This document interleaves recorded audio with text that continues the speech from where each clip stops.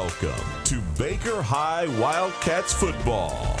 And now, Baker High Wildcats football.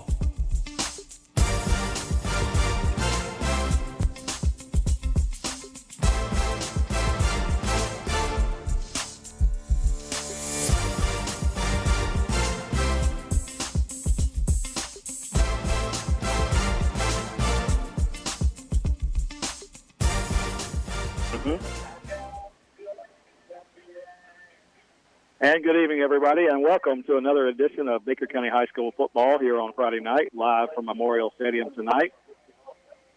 Another edition, 2020 Baker County Wildcat football. The Wildcats getting ready to host the fourth-round playoff game here, which will be the regional final game, pitting the Wildcats against the Tallahassee Rickards Raiders. Rickards Raiders come over here with a record of 9 wins and 1 loss on the season. The Wildcats, 10 wins and 2 losses on the season, getting ready to do battle here.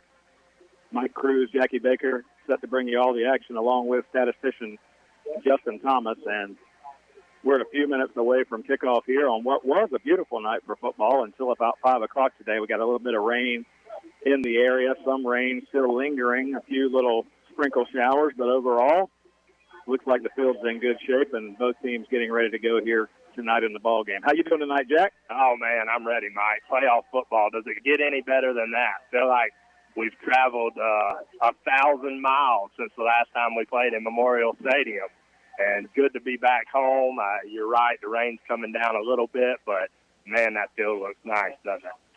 Beautiful night for football here at Memorial Stadium. Hopefully, the rain will stay away and give way to just a beautiful night here on what's been a cool week in the weather department for the year, or for this week. And tonight warmed up a little bit, but overall still a little bit of chill in the air, so it's nice to have a little chill of the fall here with us tonight. But Jackie, 2 teams going at it tonight that know each other. We played last year, a game last year in the regular season, the last game of the season for both teams last year over at Tallahassee. Tonight, Rickards comes to Baker County. Rickards has had a good road. They've been rolling through the playoffs. They got a big win last week against the Ribault Trojans, and tonight they come to Baker County to face the Wildcats. Last week they were at home, so they're on the road this week. The Wildcats were on the road last week and get a home game tonight, like you said. And great for us to be here at Memorial Stadium with a big crowd. This is going to be a good crowd for tonight's game. Jackie and I are going to come back and set you up for all the action tonight and tell you everything you need to know about Rickards and what we need to do to get a win here tonight against this Rickards football team. So you're listening to the FHSAA football series right here on WFBB 97.5. And we'll be back in about 3 minutes after the national anthem with more Wildcat football on WFBB.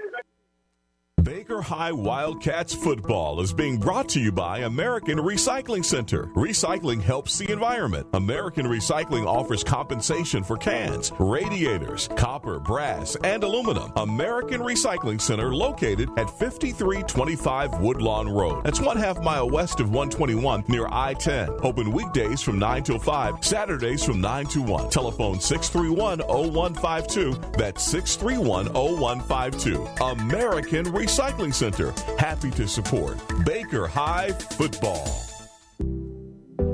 Baker County Farm Bureau wants to wish the Baker County Wildcats much success this football season. Baker County Farm Bureau, specializing in auto insurance, homeowners insurance, along with life insurance. To get started with Farm Bureau, contact Jack Baker or Justin Webb at 259-6332. That's 259-6332. Blackburn Curry Funeral and Cremation is honored to be a sponsor of Wildcat football. James Curry is a proud Baker County Wildcat, class of 1987. He and his wife Shannon own Blackburn Curry Funeral and Cremation, located at 380 North Louder Street in McClenny. They can be reached 24 hours a day by calling 259-2806. To learn more, please visit www.blackburncurryfh.com. Proving not all funeral homes are the same, one family at a time. Go Wildcats. Hi, this is Larry Birkins of Birkins Chevrolet in McClenny. It is truly an honor to help make these Wildcat radio broadcasts possible. Birkin Chevrolet with sales and service 6 days a week. Cars, trucks, SUVs, certified used cars. We help customers establish or reestablish credit. Thank you, Wildcat fans. From Larry Birkins at Birkin Chevrolet, US 90 in the heart of McClenny. Online at BirkinChevy.com. Hey, Wildcat fans. This is Anita Cruz with Country Financial Credit Union. This challenging year has caused us to miss out on many of our favorite things, but thankfully it hasn't taken away our Friday night lights. It also hasn't changed our credit union's ability to serve your financial needs. Whether you're looking for fee-free checking, mobile banking, or great rates on loans, we're here to help. In fact, we're big enough to meet all your financial needs, yet small enough to deliver personal service to every member. Country Financial Credit Union, hometown banking, hometown people, and proud sponsor of the Baker County Wildcats, insured by NCUA.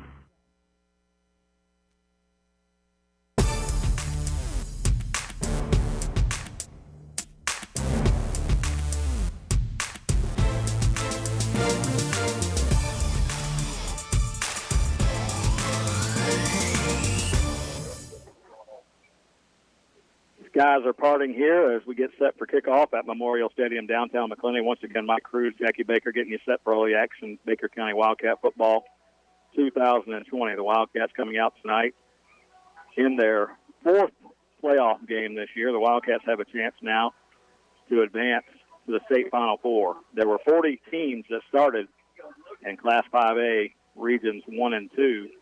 Now we're down to 8. So this is the final 8. The final 8 teams getting set to do battle tonight. The Wildcats here doing battle against Tallahassee Rickards. The Wildcats will send 4 captains to the middle of the field. Scooby Graham, Zane Mobley, Carson Crawford, and Deshaun Larry, number 60. Those are the captains for the Wildcats. Just one captain coming over for Tallahassee Rickards. That's Malik Franklin as they get set for the coin toss.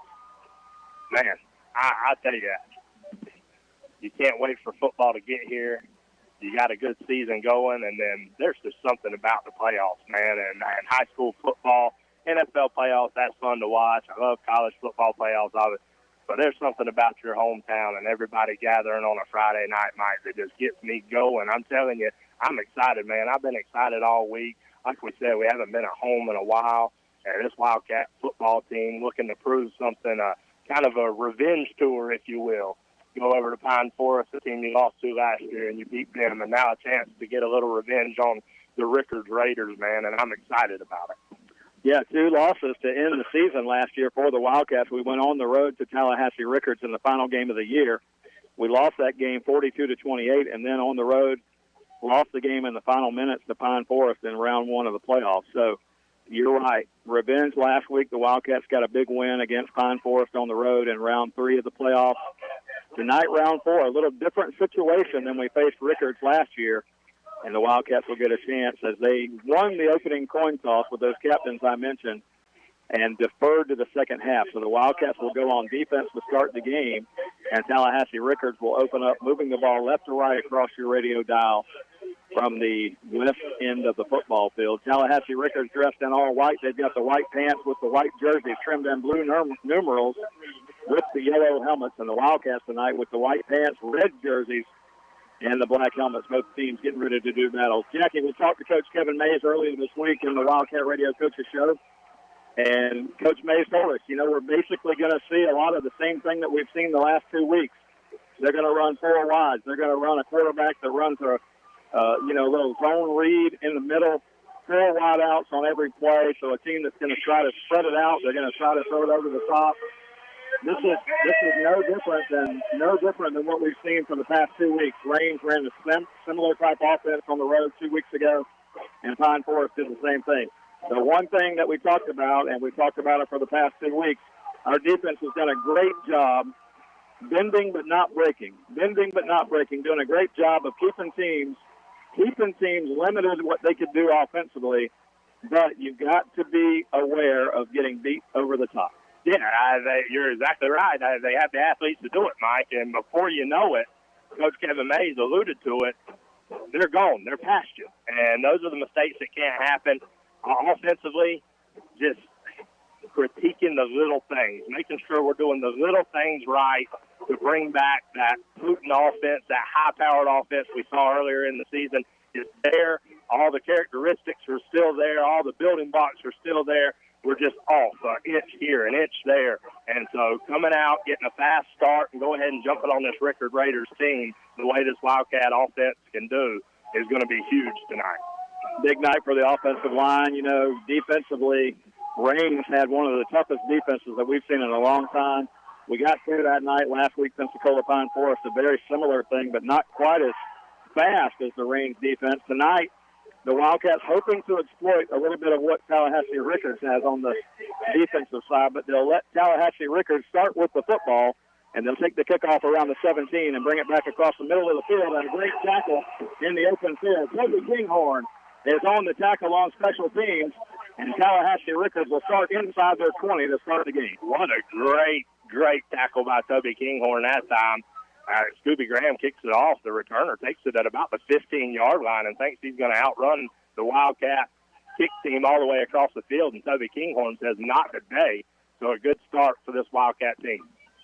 Yeah, he didn't get anything. He's back at the 15-yard line is where they'll start. Number 3, Michael Townsend, is the quarterback for this Rickards team. And just like I said, they'll start with 3 wides to the left, 1 wide to the right, 1 back in the backfield as we get set for action here tonight. 1st and 10 for Rickards from the 15-yard line. Just underway. They're going to swing a pass to the left side, and he's going nowhere. The Wildcats blow it up. Coming off the block was Ronnie Ellis.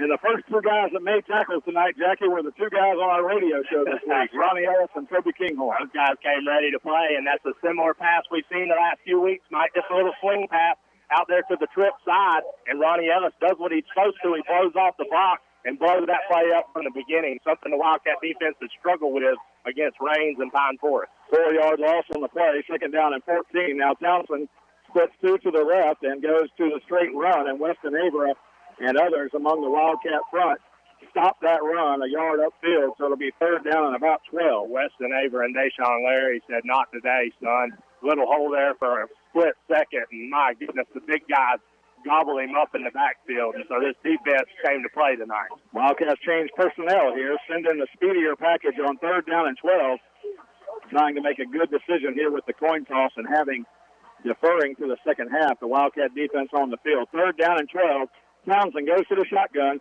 straight drop. He's got some room to run, but he's going to be hit, and he's going to be dropped back around the 20-yard line. Only a gain of about 2, maybe 3 yards, and Rickards will have to punt on their opening series. Man, what a series by that Wildcat defense. Come right out and force a 3 and out. Townsend, he drops back and nothing doing. Secondary, complete lockdown coverage that time. Flushed out the pocket, and that defensive line does a great job of corralling him. And with the wet conditions, Jameel Jones only going to drop back to around midfield. The 45-yard line of the Wildcats is where he stands. The punter will be inside his 10. The snap is back there. He's got it. The kick is on the way. It's a good high kick going to the far sideline, and it's going to kick and go out of bounds and take a Rickards roll. That was a great punt by the Rickards punter. He kicked it away from Jameel Jones, and he kicked it with a roll. And the ball is going to go out of bounds way back at the 30-yard line. So the Cats could have gotten great field position, but we get decent field position back at the 30. High school football, I thought Jameel was a little deep on the 50 myself. Wow. And that punter just boomed that one, Mike, and you're right. Luckily, it rolled out of bounds at the 30 because it had some spin, son. That thing was going inside the 10. It could have kept going, but it didn't. The Wildcat offense on the field now. Carson Crawford brings them out. Jamarian Baker, Scooby Graham in the backfield. We'll split 2 receivers to the left side. J-Mod Ruiz and Carson Crawford on this side. Cameron Crawford on this side. 1st and 10 for the Cats from the 30-yard line. Cameron Crawford goes in motion. The Wildcats are going to run it with Jamarian Baker coming middle, and Jamarian Baker's got a hole, and he's all the way out near 1st down yardage out to the 40 on play number 1. It will be 2nd down and very short. Good run that time by Jamarian Baker, and the Wildcats are going to go tempo to start the game. And you like it when they go tempo. 2nd down and 1. Just short yardage needed here. Scooby's going to get the carry, and Scooby's going to get the yardage needed for the 1st down, and maybe one more as he gets out to the 41, but it'll move the chains. 1st and 10 for the Cats. Yeah, good. Scooby Graham just driving those legs, picking up the 1st down there. And I don't think this is the game Rickards wants to play. They don't want to be in the box with us. 1st down and 10 Cats out to the 42-yard line. 3-yard gain there for Scooby. Carson looking to throw. He's going to fire one out of the backfield. He's got Jamarian Baker, little swing pass, and he's going to be tackled right at the line of scrimmage. The ball comes out, and they're going to say it's a fumble, and Tallahassee Rickards has got it. And Jamarian saying he was down, but they're going to call it a fumble, and Tallahassee Rickards is going to recover right there. That play was designed for Jamarian Baker to get some blocks on the outside. He didn't pick up the blocks, but they let the play go. They let the play go as they were trying to get Jamarian to the ground. And the ball came out, and Rickards has it at the Wildcat 37. And that's unfortunate. Again, the wide receivers, you got to do a better job of blocking on that swing pass out there, and they were all over Jamarian, and he lets the ball loose. Townsend, quick cadence count here. Weston Avera came up out of his stance, but gets back. First down and 10. The first turnover of the game goes to the Rickards Raiders, and they've got the ball in good field position now. And now you're going to get a flag. Ball start on Rickards. Somebody moved right before the play started. I think it was one of the wideouts over here. And they may better be lucky because that running back was about to take a beat down from Deshaun Larry right in the middle on that play. Tough. You hate to see turnovers. You know, in big games, we're here. We're in the final 8 of Class 5A, and in big games, turnovers and big plays are what you want, and Rickards gets the first turnover of the night. First down and 15. He's going to fire one out here. He's got a receiver. Catch made, and he goes out of bounds at the 35 of the Cats, so he gets the penalty yardage back. It'll be about 2nd and 9. 2nd and 9. Good play that time by Toby Kinghorn, covering the flats out there. I mean, you're right. That's not the way you want to start. I mean, you had a great defensive outing there, and then the offense moving the ball a little bit, but nonetheless, settle in right here. The defense still playing really good football. You got a 2nd and 9. 2nd down, Townsend in the shotgun, and you're going to get a false start here and 5 yards back. So Tallahassee Rickards, even though they had great field position, kind of imploding a little bit here as they get a couple of 5-yard penalties in a row. She's going to go back and forth. We'll take the 5 yards, and then go a 5-yard pass, and we'll get another 5-yard penalty. Looks like Townsend's settling in, though, wanting to throw the ball on these long yardage situations here. They're going to split 3 receivers to the left side this time with one back in the backfield. Townsend in the shotgun. Takes the snap, a straight drop here. He's looking deep down the field, and he's going to throw it over everybody's head. Carlos Jefferson had good coverage on the receiver on this side, and nobody home, and Townsend just winged that one, Jackie, to the back of the end zone. I mean, quick, too. He didn't give the receiver any time to get out there. As soon as he got the ball in his hands, he threw that ball about as far as he could throw it. And Carlos Jefferson, like you said, in great position down there, wasn't going to get beat over the top, so it's going to bring up about a 3rd and 12 here. Good coverage there in the secondary by the Wildcat defense. The ball spotted at the 40-yard line. They need to get inside the 27 for a first down. Long 3rd down here. The Wildcats can pin their ears back and come after him. Townsend in the shotgun, looking to throw. He's under pressure. He's going to get hit. He escapes the tackle, and Scooby Graham's going to come over and get him on the sideline and throw him out of bounds, and hopefully no flag, as he's going to be well short of the first down. They had one guy had him in the backfield. I think it was Jamarian Baker. Lost him, but Scooby Graham came over and got him. I thought they might get him for a horse collar, Jackie. Yeah, he was trying as hard as not to grab his horse collar, and then I thought they may get him for a late hit, but nonetheless, that's what Jamarian Baker and Scooby Graham on defense do for you. A play where Townsend may have scrambled for a first down, but those two guys, speedy guys, able to run him down and going to bring up 4th down, and Rickards is going for it. They're going for it. They need 8 yards. 4th down and 8. He picked up 5 on the last play. Townsend, straight drop. He's going to get hit. Oh, he gets the throw off, and it's going to be knocked away. Carlos Jefferson, a great play, comes over and tips the ball away. One of the Wildcats had a clean shot on Townsend, and he's ducked out of the way, but the Wildcats are going to turn him over on 4th down. I couldn't tell if it was Toby or Connor South. Both of them blitzing from those outside linebacker positions, and you're right. Just missed him. I don't know how they missed him, but nonetheless made him get rid of the ball a lot faster than he wanted to. And DeHaven Clark and Carlos Jefferson again in great coverage. On 4th down, Carlos Jefferson knocked it down instead of picking it off, Mike. Nice job. Carlos Jefferson, a great play right there, Jackie, a great play. And Brock Kennedy, the defensive coordinator, told me this week, Jackie, that we were going to bring pressure, and we have. Townsend has not been comfortable in the pocket. Carson Crawford going to give the ball off here on 1st down. Jamarian Baker's got it. And they're showing Jamarian Baker they got confidence in him after that last fumble. as Jamarian's going to take this one out across the 40 to the 41-yard line. I like that. Go right back to him. He goes, lowers his shoulder, picks up 2 yards after contact. Let him know we got a full game here. We need your best right here. 2nd and 4 after the 6-yard gain by Baker. Wildcats from the 41. Scooby's got it. And no, it's a toss out here. I thought Scooby had it up the middle, and Scooby had a big hole, but they toss it out to Jamarian, and Jamarian Baker is going to get out to the 42-yard line, so it's going to be 3rd and short. Yeah, ran that little speed option. They faked the Scooby inside and ran it out here for the pitch. I'm with you, though. Look for that open. I thought Scooby had a hole. Oh, he had a big hole. 3rd down and 2. Here we go. Crawford with the heavy cadence trying to get Rickards to jump into the neutral zone. They will not. 3rd down and 2. Carson Cross for the ball. Scooby's got it. He's got the 1st down, and he piles out to the 49-yard line. A 5-yard gain for Scooby Graham, and the Wildcats move the chain. That was the hole we saw. It was a little bit bigger when they didn't give it to him, but good run that time by Scooby Graham. And, again, Wildcats kind of settling in here, doing what they do, man. A couple yards, 4, 3, 4, 5 yards at the time here on the ground.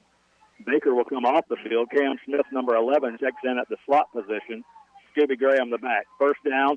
Going to hand the ball, no. Carson Crawford keeps it himself and faked the handoff to Graham and tried to keep it himself around the right end, but not much room there. It'll be 2nd down and 9. No, not a whole lot of room for Carson that time. I thought he had it when he pulled it out. Keying on Scooby Graham when he's the only back in the backfield. 2nd down, 9. Carson Crawford looking for the play call. Wildcats will send 3 receivers to the left side, the short side of the field, 1 receiver to the right. 2nd and 9, Crawford looks this way. He fires a pass to Cameron Crawford, but he's hit right away, and Crawford not able to get upfield. He got 2 yards on the play, but not much after the catch that time. The blocking wasn't there for Crawford to get upfield. It'll be 3rd and long, 3rd and about 7. Yeah, those Rickards defenders in the secondary, the cornerbacks and safeties, they're not giving that Wildcat receiver anything. They're right up in their face, and they're not backing off. So all these quick throws, there's a defender there ready to make the tackle. 3rd down. The Wildcats need about 7. Crawford, straight drop. He's under pressure. Going to fire a little screen pass out here. Scooby's got it, and he's got the 1st down. Scooby just running guys over inside the 40 down to the 38-yard line. The screen pass works to perfection, and the Wildcats get the 1st down. Great play. Good job by Carson Crawford that time setting the screen pass up. Just kept backpedaling, drifting backwards. Mid-quarter timeout here. We'll keep it here during the break. Once again on a Friday night, we want to thank the folks over at Glen Baptist Church and my buddy John Meadows running the operation back over there. Tonight's ball game being brought to you by all the sponsors that make it possible for Wildcat football, along with the FHSAA. Jackie, the Wildcats making their 16th appearance in the Florida High School Activities Association playoff run. And last week I told you 15, and Greg Harrison, I had a chance to talk to Greg this week, and Greg got me corrected. I missed 1 year, so Wildcats with a 14-15 overall record in the state playoffs. 3 years ago, everyone will remember a state championship run back in 2017. Wildcats came up just short that year against American Heritage in the final. Wildcats would love nothing more 3 years later than to make that trip again. To do so, Jackie, we've got to win tonight. Next week we'd be in the Final Four, and then a win next week would put you in the state championship game. That's what's on the line, folks. 1st down and 10 from the 39. Wildcats overcame the early fumble. Nothing ball game here. 5:50 to go, 1st quarter. Crawford going to run it straight ahead, and Carson Crawford's got a little bit of room down to the 35-yard line, a gain of about 4 on the play. That time, Wildcats just going where they spread them out, 5 wide receivers. Carson Crawford takes the snap, finds a crease there, picks up 5 yards. Good run that time by Carson Crawford. 2nd down and 6 now from the 35. Wildcats in good territory here. Going to hand the ball to Cam Smith. Cam Smith's going to get down to the 32 before he's pushed back there. So the Cats content now to just kind of plow the middle of that line and see if we can get the yardage we need. It'll bring up about 3rd and 4. Oh, man, I thought Cam Smith had a little crease that time, too. Ran into the back of one of his blockers. Big 3rd down here. No backs in the backfield. Carson Crawford going to throw one. Fires one across the middle. He's got Cam Smith, and a catch is made. And he's right at the 1st down marker, but they're going to give him forward progress beyond that to the 27. And that's a catch made for a 1st down, and the Wildcats in business now, 1st and 10 from the 27. Good throw that time by Carson Crawford to Cam Smith, and a good job by Cam of hanging on to that football. Carson zinged it out there, and Cam got hit as soon as he caught it. Good concentration there to pick up a big 1st down. Yeah, the throw was on the money. I'd say Cam Smith, great job because he got hit right away.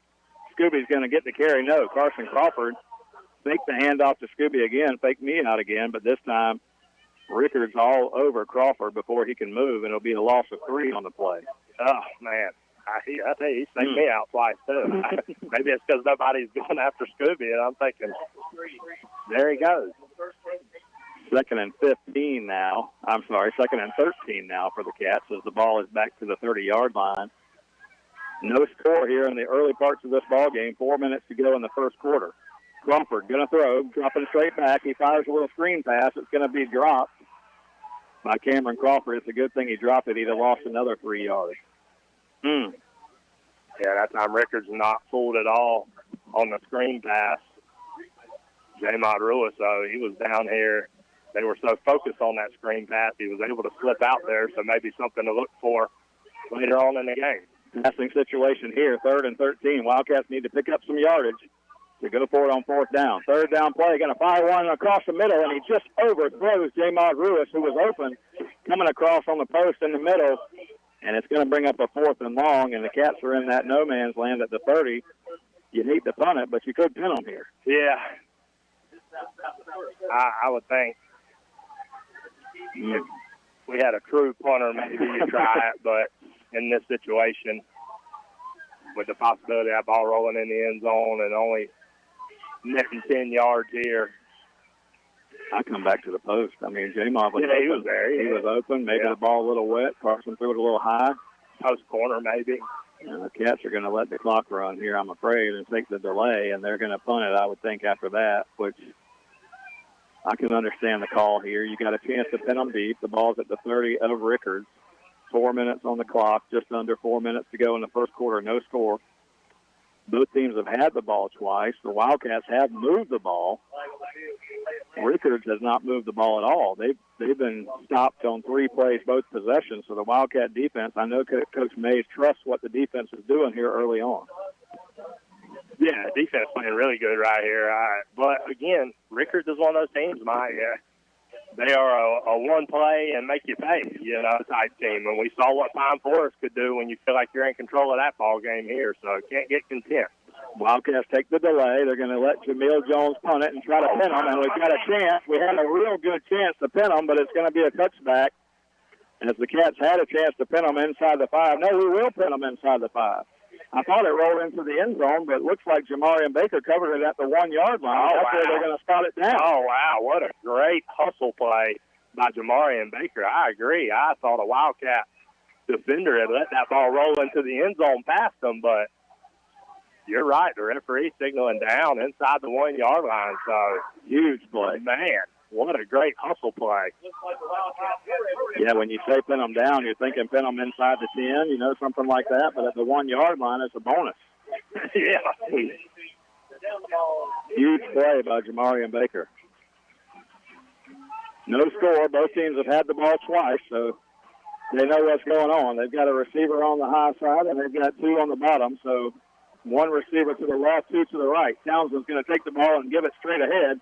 And the running back's got a little crease out across the 5 to the 7 yard line. That's the most effective play that Rickards has run all night. Yeah, just right up the gut there. Head full of steam, trying to pick up yardage, get out of the shadows of their own goalpost here. 3:30 left in the first quarter. No score here. 2nd down and 5, call it, for Rickards as they're right at the 6 yard line. They had it coming out from the 1. 2nd down and 6, or 2nd down and 5. They're going to give the ball ahead to the running back again, and he's going to fight his way out toward the 10 yard line. And he's going to get the first down out to the 12. So we had a chance with them back at the 1 yard line to keep them 10 back there, but they're going to get a first down. It'll be 1st and 10 from the 12. And I'll tell you what, that running back, he's pretty fast, too. I'm going to be scared if he gets loose. Right now, that defensive front of the Wildcats doing a good job, but, man, the way he comes hitting that line of scrimmage, it's only going to take a missed tackle. Number 6 is Francis, the running back. Townsend, the quarterback, number 3.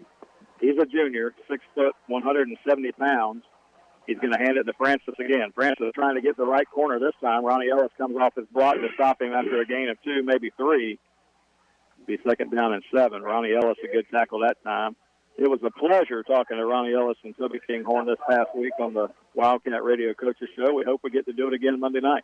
Yeah, those two guys, man, I don't want to call them the heart of the defense because that defensive unit plays very well together, but two guys that they're out there on the field. Second down and 7 now. Townsend again. They're going to run the ball to Francis. He's going to try the left side, and Connor South comes over there from the position of linebacker and makes a good tackle. Connor South stops him right at the line of scrimmage. He might have lost a half a yard. It'll be third down and about 7. Nice job that time. And the best thing about those guys, Ronnie Ellis and Toby Kinghorn, they got another year to play for these Wildcats. Oh, my goodness. Both juniors. Good play that time, Connor South. Third down long, third down and 8. Rickards trying to get the Wildcats to move. They don't do it. Wildcats show some pressure here. Connor South in the middle of that defense showing a blitz situation here. Third down and 8. The snap back to Townsend. He's going to throw. He's pressured again. Camilo Rollins forces him out, and he's going to try to run it now, and he's going to get the first down. He got out of the backfield. He escaped the pressure from the Cats and got out to the 28-yard line on a big run. Yeah, and that's all he's looking to do. In a situation like that, he looked downfield for about half a second until something opened up. In that situation, I'm not so sure you don't put Jamarian or Scooby back out there and just kind of spy the quarterback there, Townsend. He beats you with his legs that time.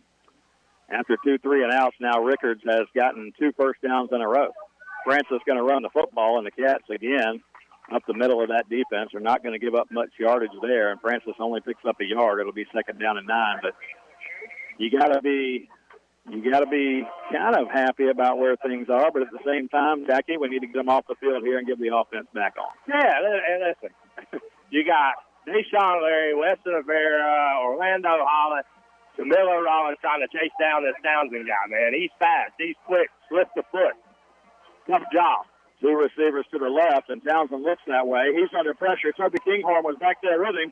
Now Orlando Holland misses a tackle. They got a guy open over here at midfield, and he was down when he caught it, luckily for the Cats, because he would have been open and running. But the quarterback, again, showing his elusiveness as the Wildcats had 2 guys in the backfield that could have had him, and he gets a first down pass over here to the far sideline. Just as we're talking about, moving around down there, you're going to have to put somebody that can keep up with the speed of Townsend and his elusiveness as he makes a couple guys miss and picks up a wide receiver who's just out here in the wide open. When things start scrambling and breaking down, hard to keep coverage on those guys. But you got to keep doing what you're doing because the Wildcat defense has him on the run, and that's when a quarterback's going to make mistakes. He's going to have a chance to make some mistakes. That's going to end the first quarter.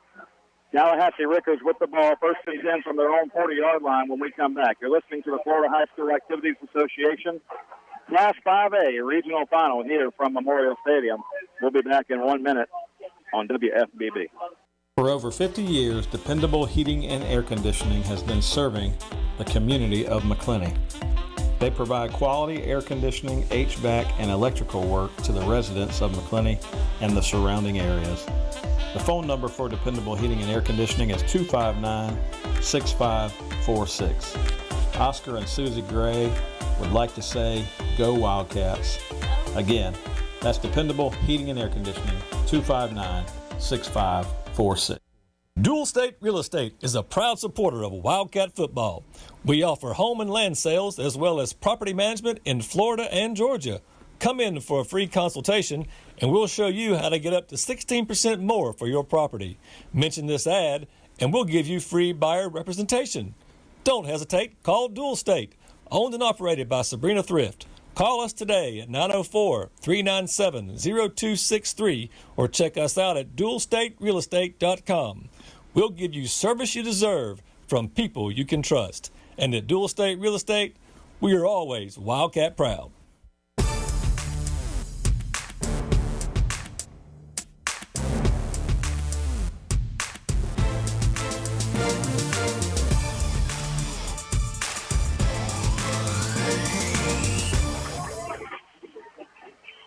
On the first play of the second quarter, Rickards going to run the football again with Francis, and he's hit right at the line of scrimmage and might have gotten a half a yard on the play. It'll bring up second down and almost 10 as the Wildcat defense has settled in. They haven't given up a lot of room up the middle. The scramble play killed them a moment ago from the quarterback, but second down and nearly 10 as we start the second quarter here. No score from Memorial Stadium, Baker County and Tallahassee Rickards. Quarterback Townsend's in the shotgun, 2 receivers to the right. He looks that way. He rolls that way, looking to throw. Now he's going to run. Camilo Rollins has his hands on the ball. Force a fumble. The fumble is on the ground. Nobody saw the ball there, and Rickards is going to go back and cover it. But a huge loss on the play as the Wildcats force a big sack against Townsend, and the ball's going to be all the way back to the 25-yard line. What a great play that time by Camilo Rollins to get in there and just keep fighting off the block and force that ball on the ground, and a Wildcat defender had a chance to pick it up, and I thought they had it for a second and got hit by a Rickards player and knocked the ball loose again, but nonetheless, great pursuit that time by the Wildcat defense, and you called it, Mike. Keep scrambling and things will happen. Keep it happening, good things happen. 3rd down and 25 now. As Townsend is going to face a 3-man front. He's going to look to run out of there. Cats are going to contain him, and they're going to get a holding call on the play. He's going to fire one down here. It's intercepted.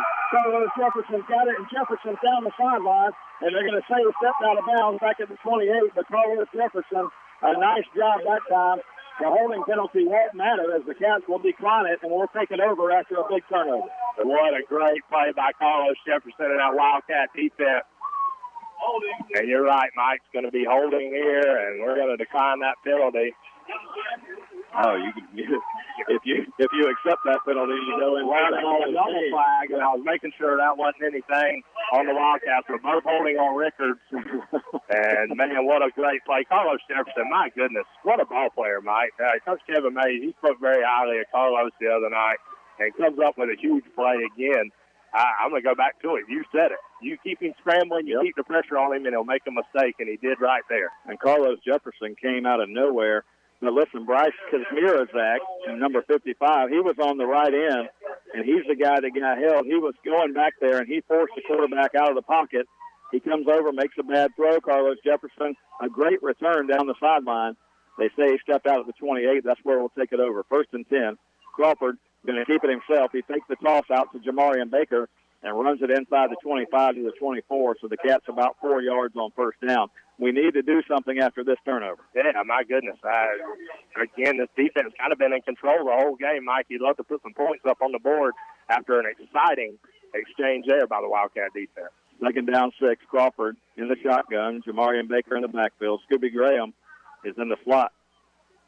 2nd down play, Crawford calls for the snap, going to give it to Baker. Baker trying to run around the end, and that time the left side defensive front for Rickards was in the backfield, and Baker going to lose a couple of yards on the play. You hate to go backwards. Yeah, no doubt. Just right now, again, we're picking up big yardage, and then it's 2 steps backwards, you know. 3rd down play now. Crawford takes the snap. He's going to roll. He rolls to his left, looks downfield. He's got a receiver. A catch is made. And I believe that's Scooby Graham on the catch. As Scooby's going to fight for 1st down yardage, and he's down to the 17-yard line with a Wildcat 1st down. Carson Crawford just took the snap and rolled to his left. He found Graham. And Scooby Graham, you can count on him for a 1st down, and the Wildcats in business. If I'm in need of a 1st down, I'm looking for 5 on the field somewhere. And that time Carson Crawford delivers a strike to him, and Scooby Graham does the rest. Picks up another huge Wildcat 1st down to keep this drive alive. 1st down for the Cats inside the 16-yard line. Carson Crawford going to give it to Jamarian Baker, and he's just going to plow straight ahead and try to get it some yardage there. He gets about 3 down to the 14. Cats now in position. 9 minutes to go in the second quarter. No score in this football game. Crawford, the Wildcats will go fast and going to get a timeout. Rickards says, I've seen enough. We're going to call a timeout here. And the Cats, 2nd down and 7 here, Jackie, inside the 15-yard line, the best field position of the night for these Cats. In the first quarter, both teams ran 15 plays. Wildcats had 4 first downs. Rickards had 3. Both defenses doing a good job. Wildcats gave up 1 turnover in the first quarter, but didn't give up any points to Rickards after good field position. So Wildcat defense playing good. Wildcat offense now a chance to convert. We've got to come up with a big play here on 2nd and 7. Yeah, I tell you, we're pounding the middle, and we talked about it, 3 and 4 yards, 5 yards here, and then 2 yards backwards. I'm not so sure. I'm not ready to see a Cam Smith outside run right here, see if we can't sneak the quick guy out around this Rickards edge heavy pursuit in the middle of the field on Scooby and Jamarian up front. Big moment in this football game. This is I've said it before, but I'm going to say it again just so folks understand where we're at here. This is the round of 8. So there's 8 teams left in Class 5A. Wildcats one of them. And with a win tonight, would move on to the Final Four. But a pivotal moment in this game is the Cats now with no score in this game, 2nd down and 7 from the 14 of the Raiders. Crawford in the shotgun, takes the snap, going to give it to Jamarian Baker. He's trying to find a crease in there, and he's going to find a small one down to the 11-yard line, but only about 3 on the play. It'll be 3rd down and 5. 3rd and 5, and that time just a patient run by Scooby Graham trying to pick his way through there like he does. Loses his helmet on that play, so Cam Smith is going to come into the game. 3rd and 5 here, Jamarian Baker and Cam Smith knocking on the door. And if there was room here at this end of the field, I'd say this was a great place for a screen pass, Jackie, but I don't know from the 11 if you can pull one off here. 3rd down play, Crawford going to give it to Baker. Baker's running around the left end. He's got he's close to a 1st down. He's going to be about a yard short, I'm afraid. Oh, it's going to be close. I thought he had it, Jackie. He was down to about the 7, and it's close. I don't know if they're going to measure or if we're going to be about a half yard short, but either way, we got to go. It's 4th down. Oh, 4th down. Not even going to measure. Scooby checks back in the game. Carson Crawford going to go under center here. Look for him maybe to quarterback sneak. They get him to come across the middle. Rickards comes off. Carson Crawford with a hard count. He went under center. They weren't used to seeing that. And the defensive lineman comes across the line. We're going to have a 1st and goal. Oh, man, what a good job that time by Carson Crawford. Hurrying to the line, like you said. We don't go under center offense, so when he does, it threw him off. Able to pick him up. We've tried the hard count a couple times tonight to no avail. That time he gets on the jump in a pivotal situation here. So now with the ball half the distance to the goal line, about the 4-yard line, the Cats will settle in. Crawford with Baker and Graham in the backfield. Sends Cameron Crawford in motion. Bad snap here, and Carson Crawford keeps it himself and dives down inside the 5 to about the 2-yard line. Almost scores, too. Bad snap there. Didn't quite get his hands on it. We're going to go fast. 2nd down and goal from the 2. Crawford gives the ball to Scooby. Scooby fighting his way in there, turning his legs down to the 1-yard line and trying his best to get in the end zone. He's going to be a yard short. 3rd and goal from the 1. Oh, man, that time it took 2 of them, too, to stand Scooby up on the 1. 3rd and goal, and we're still going fast.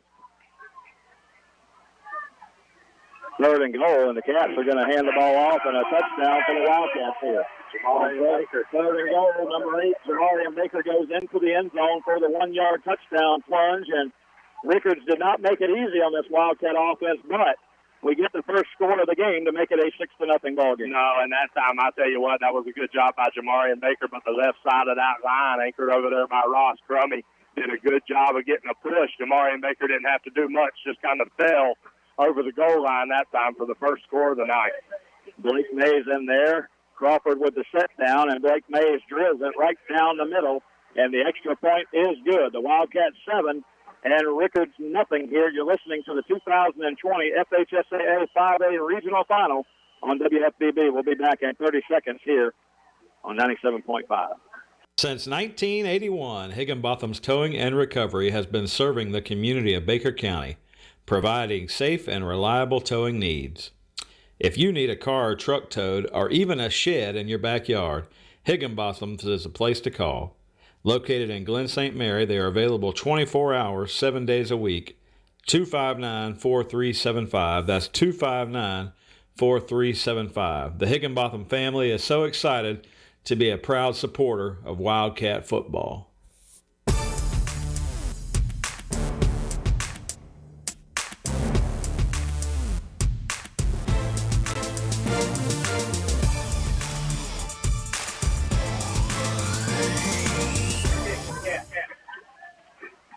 Wildcats get the first score of the night. It's 7-0 Baker County. And Scooby Graham kicks a high kickoff, comes down around the 20-yard line. Cats coming down here trying to make a tackle. And the Wildcats are going to get him right there around the 22-yard line. A good job again on special teams by the Cats as they're going to pin Rickards back around the 22-yard line. Jackie, for the latest official news about Florida high school sports, including results of all rounds in the 2020 football championships, visit FHSAA.com, the new official website of the Florida High School Athletic Association. That's www.FHSAA.com. and you can catch live and on-demand coverage of Florida high school sports there. Jackie, now, after the little timeout after the touchdown, now the defense back on the field. The Wildcat offense did a nice job that time. We held the ball for a little over 4 minutes on the drive, and we were able to take it down and score the touchdown. So Wildcats, after trading a couple of punts early on, a couple of different turnovers by both teams, the Wildcats, after the Carlos Jefferson interception, able to take it into the end zone and capitalize on the turnover. So if you're keeping score, Jackie, big plays and turnovers in big games so far, the Wildcats do have a turnover, but Rickards no points off that turnover. Now Baker County gets a turnover, and we've got 7 off of the turnover. Yeah, I mean, that was a huge turnover by Carlos Jefferson. Again, was going to force them into a punt situation anyway, but Carlos able to return that football down to the 30, 25-yard line, I believe. Yep. And so, I mean, that completely flips the field considering what Rickards punter did the last time he was on the field. Right at 7 minutes to go in the half. Townsend back on the field for Rickards, and the Wildcat defense settles in. First down and 10 from the 22-yard line. 2 backs in the backfield this time for the Raiders, and they split 2 receivers to the right, and already a formation issue as they haven't run the 2 backs in the backfield. They put a fullback in, and he goes in motion and illegally as he's going to get 5-yard penalty for the Raiders.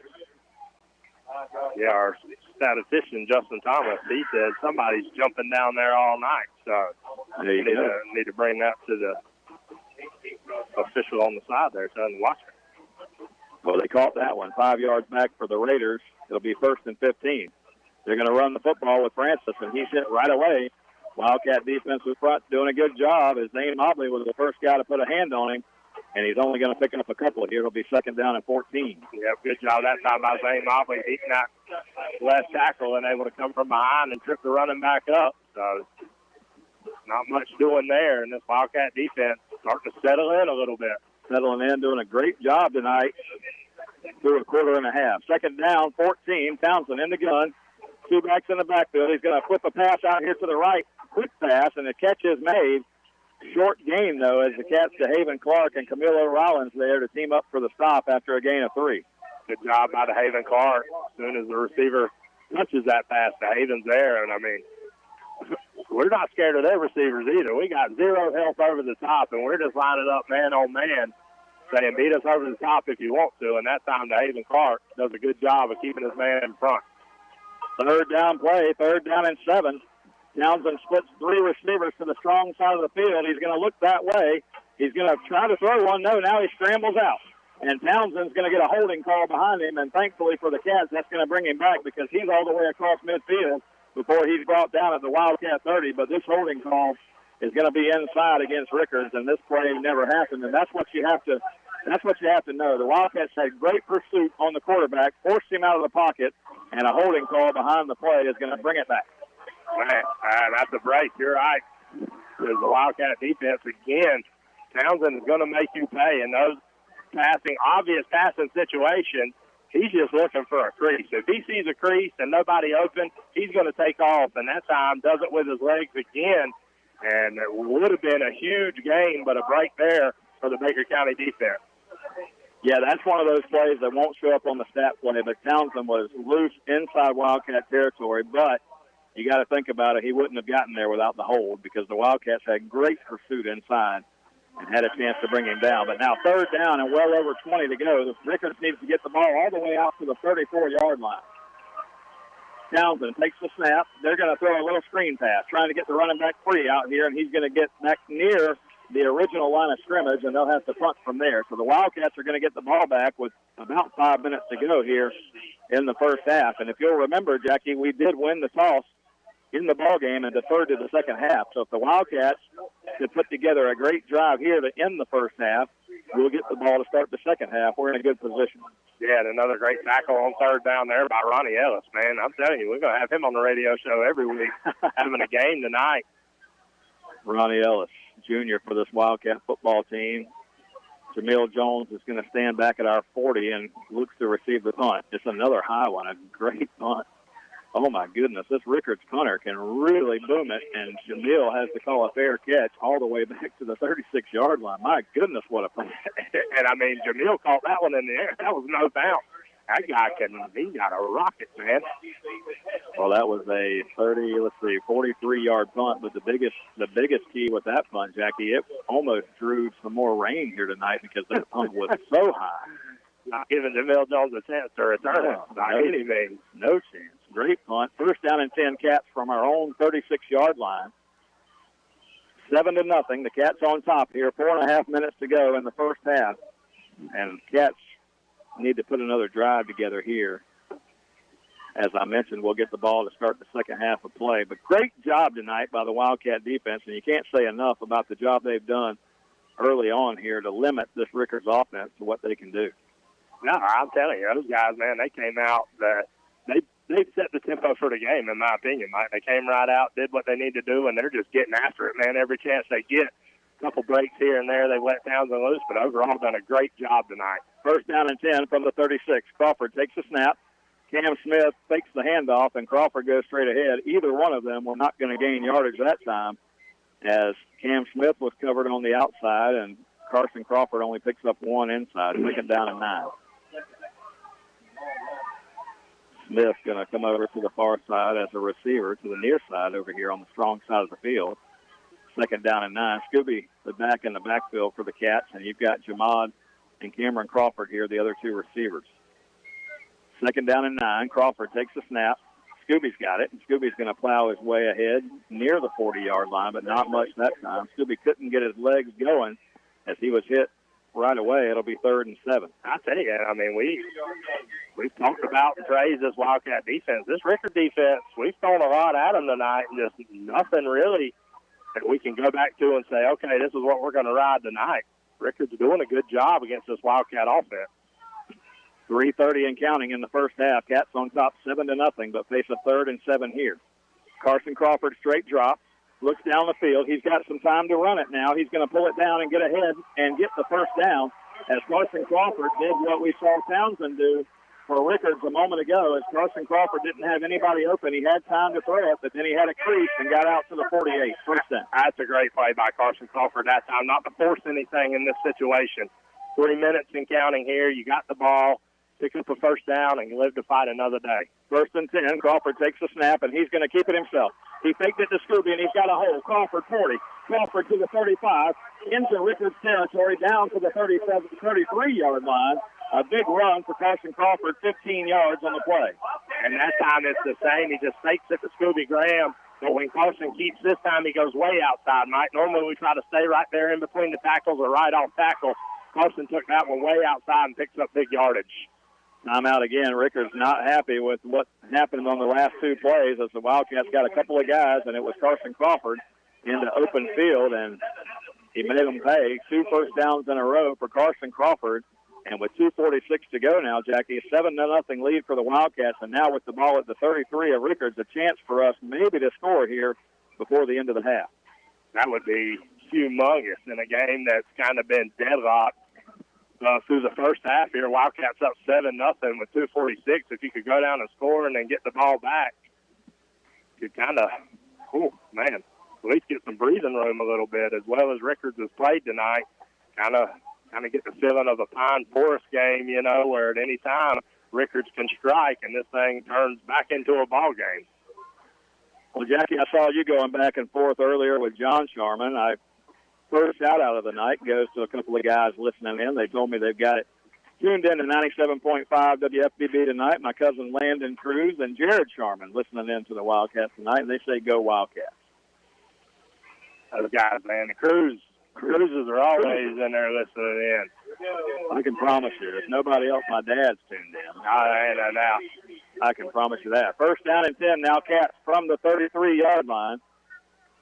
Carson Crawford, 3 receivers to the left, to the high side of the field. They're going to bring a blitz here, and this time it's blown up. But Scooby Graham stays on his feet, but that's not good because he's going backwards, and it's all the way back to the 40-yard line unless they give us forward progress, and Scooby lost his helmet on the play.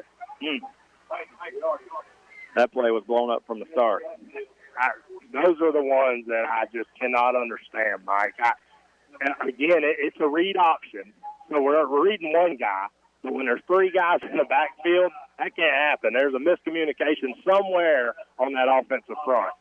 Well, and we've seen it for the past couple of weeks, and it's hard to pinpoint exactly what the issue is. But against Rains, Jackie, we talked about it all night. The Wildcats would pick up 7 or 8 yards on first down, and then we'd go backwards. So here, a similar situation. We get the ball down to the 33 of Rickards, and then we lose 7 yards here on first down. So that's going to put us behind the chains, and Cats will take a timeout and talk about it. And listen, to me, I could be completely wrong. Last Monday night, it's got to be a miscommunication. There's no way. I've seen our offensive line block. I know they can do it. So when there's 3 guys in the backfield, somebody's not talking or somebody's going the wrong way there and letting guys free that shouldn't be free. Well, regardless of the communication or lack of, it'll be second down and 17. Cats back at the 40-yard line, so we'll have to come up with some plays to get the first down here with 2:21 to go in the half.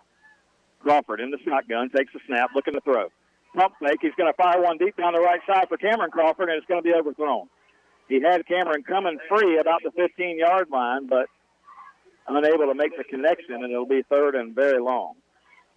Yeah, I thought he had it there. Cameron hesitated just a split second there, and Carson let it rip, so the timing off just a little. Crawford to Crawford. That would have been huge if we could hit that play, but third down now, third down and 17. J-Mod Ruiz, Cameron Crawford, and Cam Smith to the right side. Those are your receivers. Tyler Richardson up top. Third down play. The Cats will have to throw. Crawford, a straight drop. He's under pressure. Gets rid of it. Cam Smith, a catch made at the 30, and Cam Smith's going to be tackled at the 28. But we pick up enough yards now that it'll be fourth down and manageable. Fourth down and about 6. Another good throw and catch that time. Carson Crawford to Cam Smith. Hey, you're right. Able to pick up really good yardage on that third down play. Minute 15 counting here, and Coach Mays just letting some time run off the clock. May use the timeout here to think about it on fourth down. Yeah, I think he's going to. I mean, he's thinking about a couple of different things here. So, first of all, if I get the first down, great. But if I don't get the first down, I don't want to give Rickards any time on the clock to have the ball here before the end of the half. So he's going to call timeout with 1:29 to go in the half. The other thing he might be thinking of is it's about a 45-yard kick here, and I don't know if Blake Mays has tried one quite that long this year, but that's another option. Yeah, under normal circumstances, I would say, roll him out there. But Blake still recovering from that collarbone injury. May not be able to get all of his leg into it here. So, well, it's on that outside edge, 45 yards, and it's been raining, so probably not quite in the position for a field goal, but another 5 or 6 yards, and we would think about it. But, hey, fourth down and 6 now. Here's the key. So 1:29 on the clock. You don't want Rickards to have the football, but if you can come up with a big play here and keep the ball toward the end of the half and get a big score here, this fourth down play becomes huge. 7-0 Wildcats as we get ready for a huge play here. Well, you don't want to something go wrong here and you miss this and then give up a cheap one there right before half. That's right. As hard as you've worked. Yeah, I mean, we gave up 2 cheap ones last week right before half. Fourth down, big play. The Wildcats need about 6. J-Mod Ruiz goes in motion on the jet sweep, and Carson Crawford keeps it himself, but a flag was down before the play. They stopped Crawford short of the first down. He picked up just a couple. He faked the jet sweep to J-Mod Ruiz, and Carson Crawford was looking for the hole in there. And I don't know what the flag is. It's a legal shift on the Cats, and they'll decline that, and it'll be first down for Rickards going the other way. Nothing doing on that play whatsoever. Again, even on the read part, J-Mod is getting hit if he gets the ball, and then Carson Crawford, he pulls it, and the middle linebacker comes up and pops him after a gain of about 2. And again, Coach Scott McDonald talking to his offensive line down there, trying to figure out what's going on. First down and 10 now, Rickards. They trail the Wildcats 7-0 here just before halftime, but they have 1:23 on the clock to try to make something happen before halftime. Townsend, 2 receivers left, 2 to the right, and he's in the shotgun. Sends us back in motion now. Francis goes in motion. Townsend looking to run now. He was under pressure again, and now he's going to sling one across the middle where he's got a man free at the 40-yard line. A catch is made. Carlos Jefferson comes up and makes the tackle, and that's what happens when he's got that much time to throw the football. He finds a man open, first down, Rickards. Yeah, and that time again, just kind of keeping it alive with his feet. Wildcats didn't get much pressure on him. They've done a good job all night long. You got to get him out, make him start running around. That time, Content would kind of sit around in the pocket. First down now from the 45. The Cats again, great pressure on Townsend, force him out of the pocket, and he runs ahead for a couple of yards, but the Cats a good job again in pursuit. And Brock Kennedy said it, Jackie. He said we're going to get after him, and they have all half. Yeah, that time Toby Kinghorn applying the pressure, and again, as soon as Townsend sees it, he takes off, and the Wildcats corral for a short gain.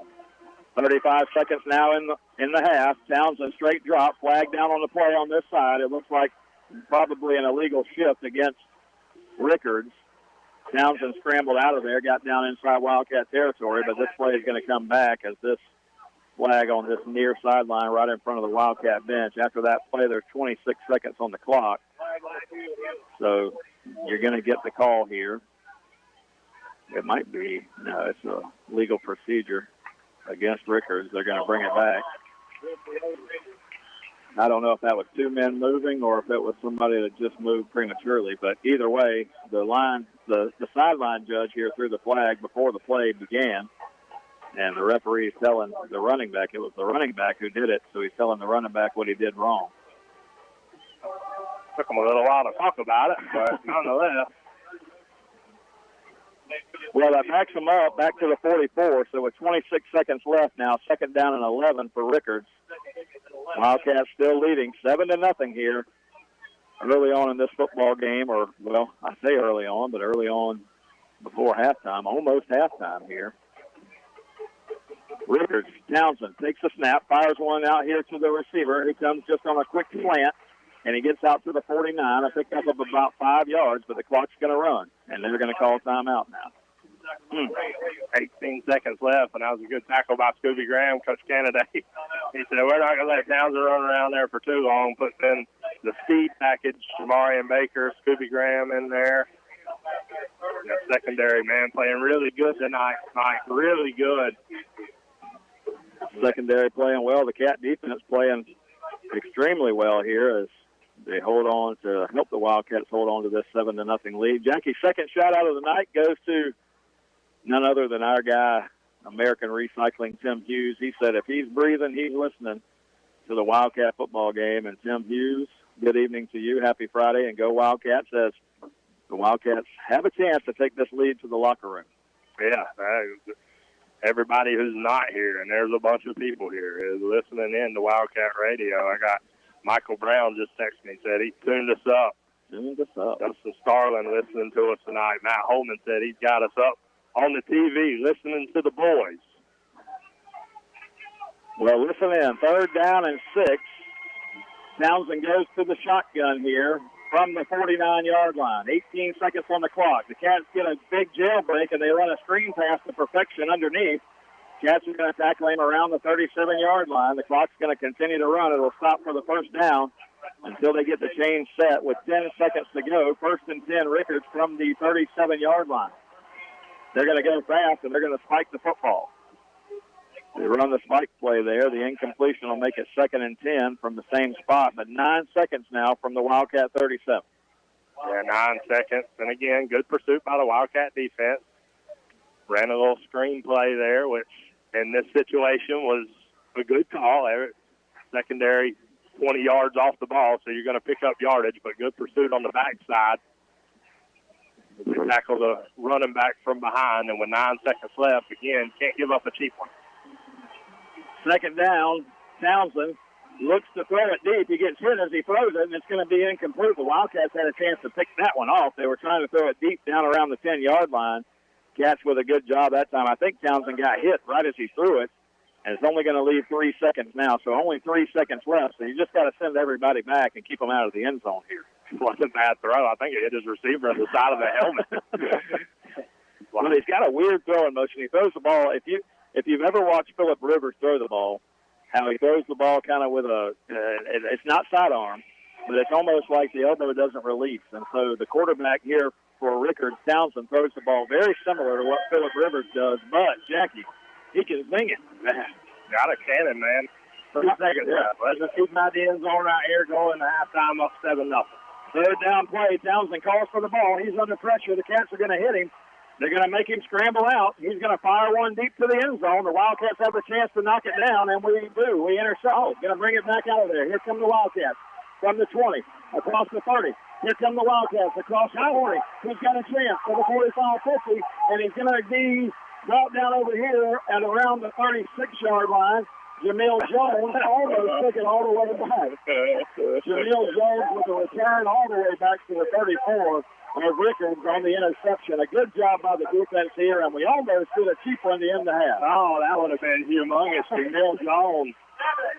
He was trying, man. Yeah, he just didn't quite have the wheels to get all the way there, but a good play nonetheless. Wildcats keep Rickards out of the end zone and go into halftime up 7-0 after an exciting last play of the half. Stay here with us, folks. We're going to come back with our Baker County Farm Bureau halftime report.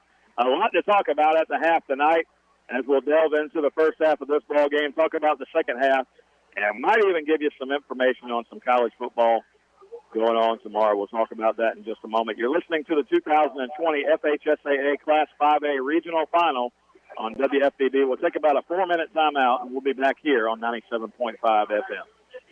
We all make choices about alcohol. Kids make choices whether to drink or not. Bye, Dad. Remember, I'm going to Alex's party tonight and sleeping over. Hey, remind me about that party again? And adults make choices whether to talk about it. That's true of parents and every other trusted adult in a kid's life. Kids want to know our expectations, and they want honest answers in everyday conversations. So talk with your kids and help lead them on a positive path, because when you talk, they hear you.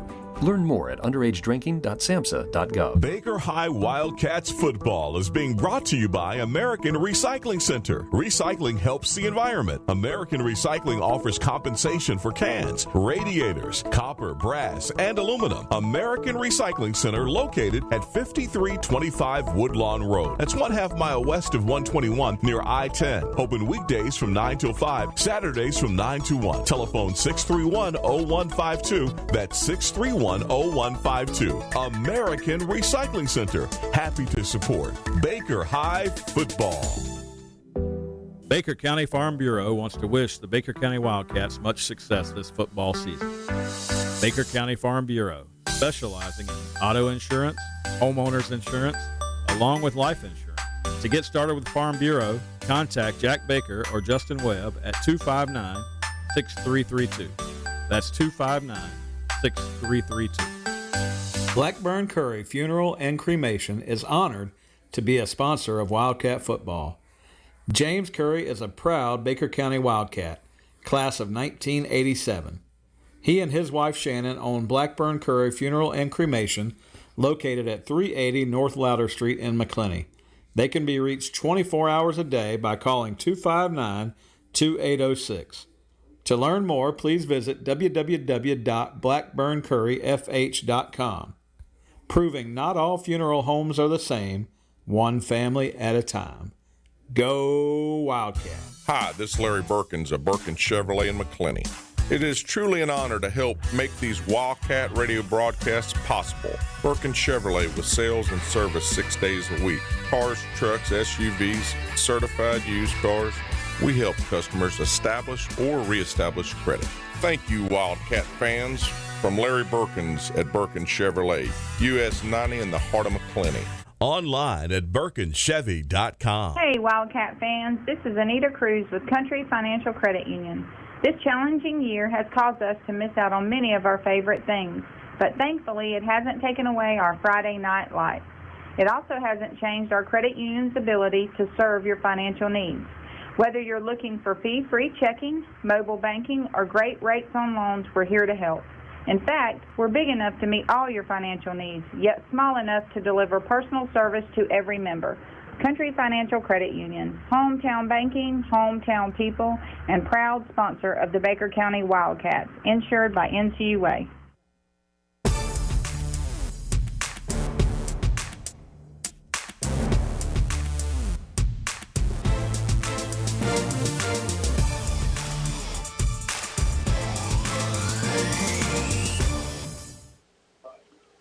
And we welcome you back here to Memorial Stadium, downtown McClenny, Florida, side of tonight's Class 5A region final between the Baker County Wildcats and the Tallahassee Rickards Raiders, as the Rickards Raiders come over to Baker County tonight. The winner of tonight's ball game in the Final 8 of Class 5A will advance to the Final 4 and have a chance to advance next week to the state championship game. So the winner of tonight's game, a big prize, awaits for them and a chance to make it all the way to Tallahassee. This year's Class 5A championships will be in Tallahassee at Doak Campbell Stadium.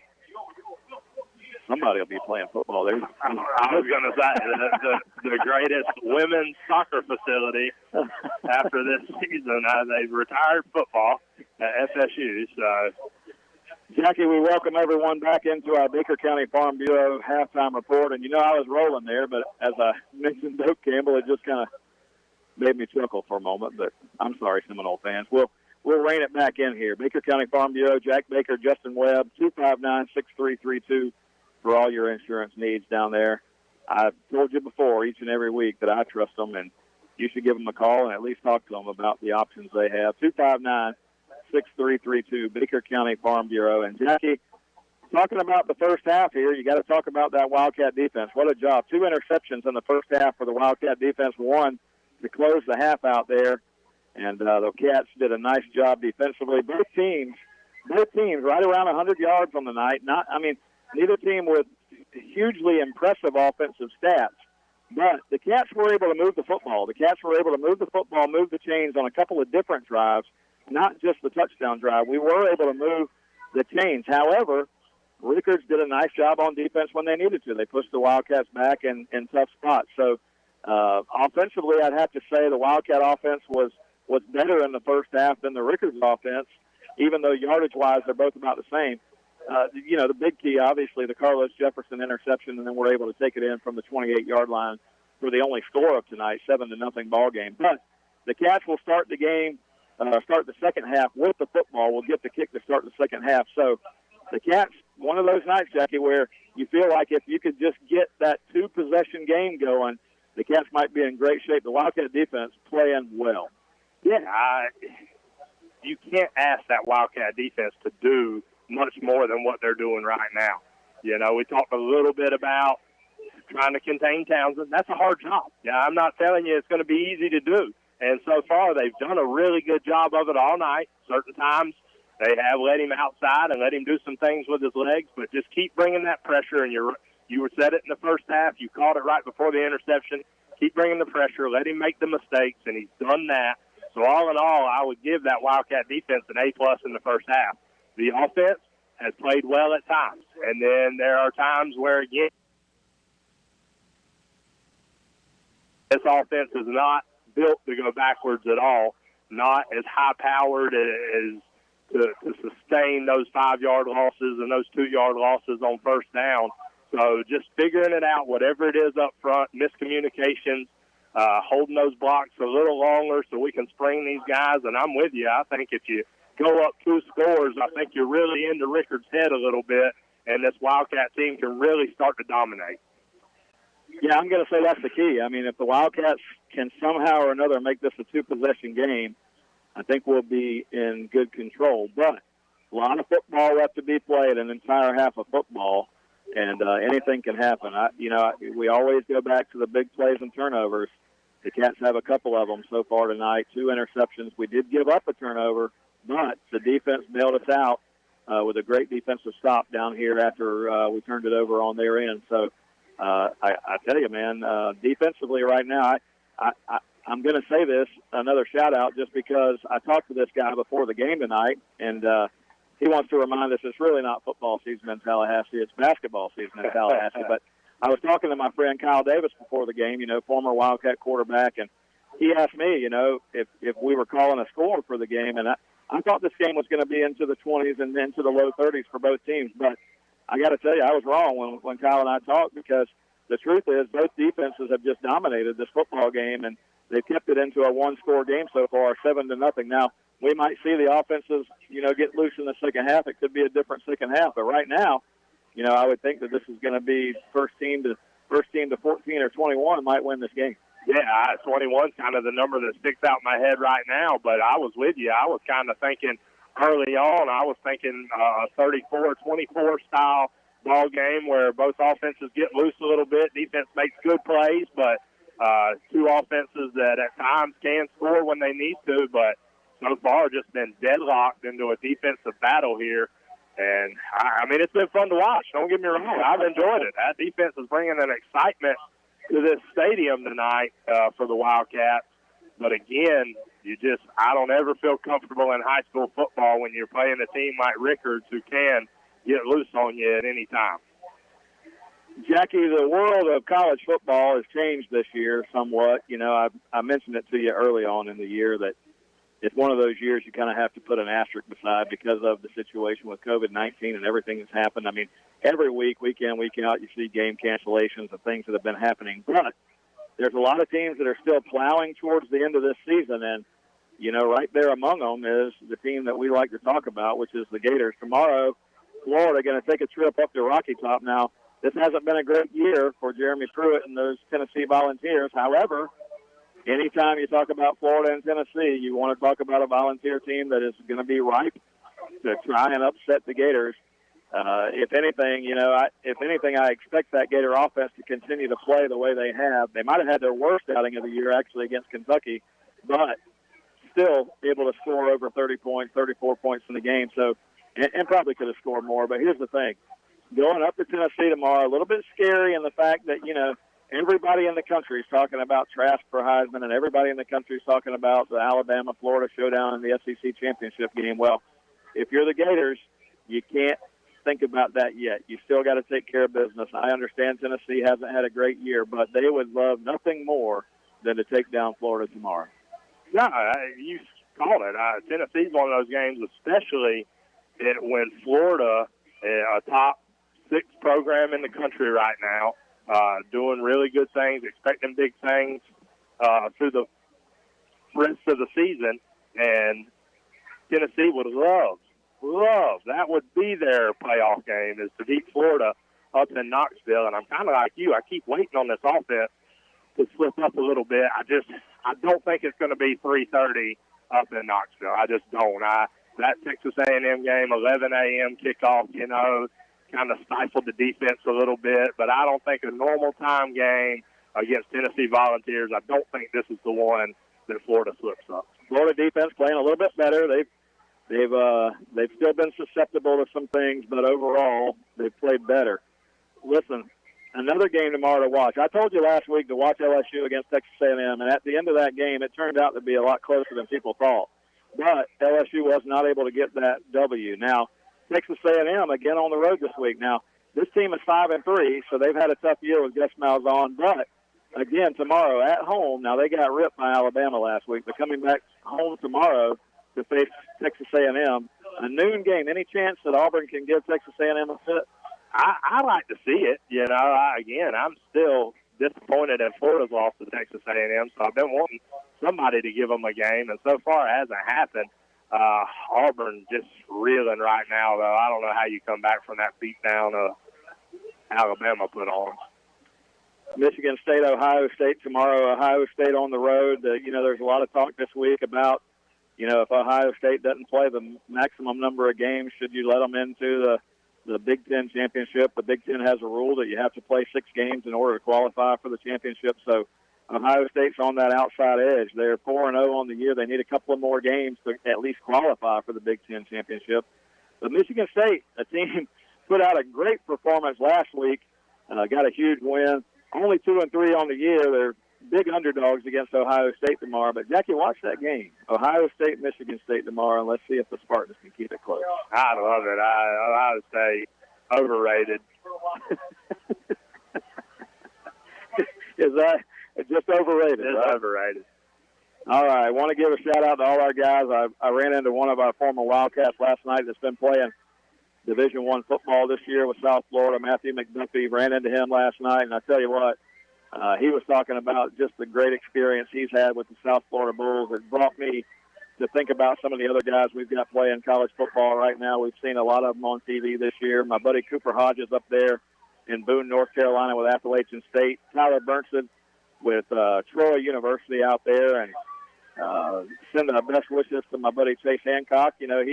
Chase Hancock has been playing a lot this year with Georgia Southern. I watched him, and he gets in there at tight end, wears number 83. He had a little bit of an injury a couple weeks ago, but everything seems to be good for him to get back next year and be good to go. So, Chase, if you're listening, we've been paying attention. So all those guys playing football for the Cats out there, just want to give them a big shout-out. Yeah, I mean, what an accomplishment. I mean, to go on and play, I know you've seen it, and I don't know it right off the top of my head, the percentage of high school athletes in the country, and then how it dwindles down to Division I athletes and then on to the NFL. So those guys, what an opportunity and a privilege to go play the game you love in college and have that privilege afforded to you to put the work in and do what you needed to do to get there. There's a lot of kids that would love nothing more than to be playing on Saturdays, and those guys get the chance, and we couldn't be any more proud of them. I was telling some guys down in the parking lot over there at the booster tent before the game, Freddie Bennett and those guys did a great job cooking some chili up tonight. Jackie getting everybody set for the pregame. And I was telling some guys down there tonight about talking to Matthew McDuffie last night. And, you know, Matthew's a 6'5" guy, and he looks like a mountain. I mean, he's a big kid. And then I started thinking about that offensive line that we had when he was here. So you had Cooper Hodges, another guy that's probably 6'3", 6'4". Tyler Burks is probably 6'3". Miles Morrison was here as well. He's up there at Tusculum University, and Miles was probably, 6'6". Yeah, I mean, they were all. I mean, 6'3" was the shortest guy, and that's pushing it. He was probably 6'3.5". I mean, when you stop and think about it, no wonder we were in the state championship game. That was a monster offensive line, and all those guys playing college football. And we talked about it the other day about how you're around these guys so much you don't realize it. I could just remember the looks we would get when you walk in as a team somewhere, and that offensive line would walk in, and people were just like, holy cow. And I didn't really think about it at the time, but looking back, man, my goodness, it looked like you were bringing in a small college offensive line. Well, and basically we did. I mean, think about it. All those guys are doing good things, and we just talked about them. Chase Hancock, another guy that was on that team, so not quite as big as the other guys, but making his way as a tight end in college. And Alex Bowman, I saw a write-up in him on the Baker County Press this week, also at Georgia Southern with Chase up there. So, hey, salute all those Wildcats, and if we left anybody out, I'm sorry. I know we've probably got some other guys out there, and, you know, as we get closer to the end of this season, Jackie, the Jaguars are going to go up to Minnesota this week to take on the Vikings. I also talked about this situation. You know, Mike Boone's up there in his third year, former Wildcat, went on to play with the Cincinnati Bearcats. He's up there in his third year with the Vikings. And one of the things I thought about, you know, if you could just change teams, you know, if Boone could just transfer over to the Jaguars, he'd be the feature guy. You know, he's behind maybe one of the best running backs in the NFL, Dalvin Cook, up there in Minnesota. But if we could just switch him over to the Jaguars, he might be the feature back. No, there's no doubt about it. He would get a lot more snaps, a lot more carries, I can assure you. But, hey, Mike Boone, if you're listening in, and I don't know if you ever listen in to us or not, but we have talked nothing but great things about what you've done, and I'm still waiting on the county commission to put that sign up. Yeah, maybe it needs to send in my hat or something. Well, we'll get it on the agenda. Getting set to get started here in the second half. Rickards is out warming up. The Wildcats as well. The Wildcats will get the ball to start the second half. We lead this ball game 7-0 in the region final here from Memorial Stadium. We'll come back after this 2-minute timeout and get you started with the second half here. You're listening to the 2020 FHSAA Region Final from Memorial Stadium right here on WFBB. For over 50 years, Dependable Heating and Air Conditioning has been serving the community of McClenny. They provide quality air conditioning, HVAC, and electrical work to the residents of McClenny and the surrounding areas. The phone number for Dependable Heating and Air Conditioning is 259-6546. Oscar and Susie Gray would like to say, go Wildcats. Again, that's Dependable Heating and Air Conditioning, 259-6546. Dual State Real Estate is a proud supporter of Wildcat football. We offer home and land sales as well as property management in Florida and Georgia. Come in for a free consultation and we'll show you how to get up to 16% more for your property. Mention this ad and we'll give you free buyer representation. Don't hesitate, call Dual State, owned and operated by Sabrina Thrift. Call us today at 904-397-0263 or check us out at dualstaterealestate.com. We'll give you service you deserve from people you can trust. And at Dual State Real Estate, we are always Wildcat proud. Since 1981, Higginbotham's Towing and Recovery has been serving the community of Baker County, providing safe and reliable towing needs. If you need a car or truck towed, or even a shed in your backyard, Higginbotham's is a place to call. Located in Glen St. Mary, they are available 24 hours, 7 days a week. 259-4375. That's 259-4375. The Higginbotham family is so excited to be a proud supporter of Wildcat football. Baker High Wildcats football is being brought to you by American Recycling Center. Recycling helps the environment. American Recycling offers compensation for cans, radiators, copper, brass, and aluminum. American Recycling Center located at 5325 Woodlawn Road. That's 1/2 mile west of 121 near I-10. Open weekdays from 9 till 5, Saturdays from 9 to 1. Telephone 631-0152. That's 631-0152. American Recycling Center. Happy to support Baker High football. Baker County Farm Bureau wants to wish the Baker County Wildcats much success this football season. Baker County Farm Bureau, specializing in auto insurance, homeowners insurance, along with life insurance. To get started with Farm Bureau, contact Jack Baker or Justin Webb at 259-6332. That's 259-6332.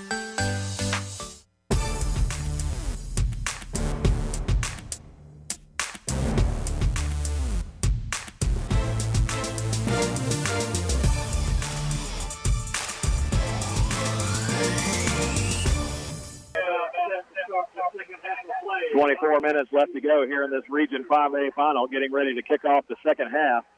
Cam Smith and Jamod Ruiz are back deep for the Wildcats to return the kickoff. 7-0, the Wildcats lead. As we are set to get underway here, Wildcats will move the ball right to left across your radio dial in the second half. Jamod Ruiz is going to get the kickoff return from the 10-yard line. Jamod is across the 25. Jamod to the 30 to the 35. Jamod across the 40 to the 45. And Jamod Ruiz territory and gets hooked way out of bounds over here, but no flag. A great return by Jamod Ruiz, 45 yards all the way back to the Rickards 45-yard line, and the Cats will get great field position to start the second half. What an electrifying return by Jamod Ruiz, but are you kidding me right now? He got thrown down in the red tarp outside of out of bounds. My goodness. Can't believe we didn't get a flag there, but nonetheless, we just talked about it. Jamod and Cam, their first opportunity to return the kick there, and Jamod does what he does and starts this Wildcat offense with great field position. 43-yard line of Rickards. Here we go. Carson Crawford in there. Going to give the ball to Scooby. No, he tosses it left side. It's going to be fumble. Cam Smith picks it up, and that might be a benefit. Cam Smith trying to get outside. He does. Cam Smith to the 40. Cam Smith to the 35 and dances out of bounds over there. My goodness, almost a disaster as Carson Crawford tried to option it out to Cam Smith. The ball went on the ground, but Cam Smith got a great hop and picks up 9 yards on the play. Yeah, I couldn't understand why he didn't keep running. He ran out of bounds. Second down and 1, and now Cam's getting the first down. He's inside the 30 and down to the 27 as he gets the first down. 2 Cam Smith carries here, and the Wildcats in business to start the second half. And that's what we're looking for right there. And even on that play, Cam Smith, he makes that guy miss, and it's off to the races. First down and 10 from the 27. Smith going to give it to Scooby Graham this time, and Scooby trying to fight hard down to the 24.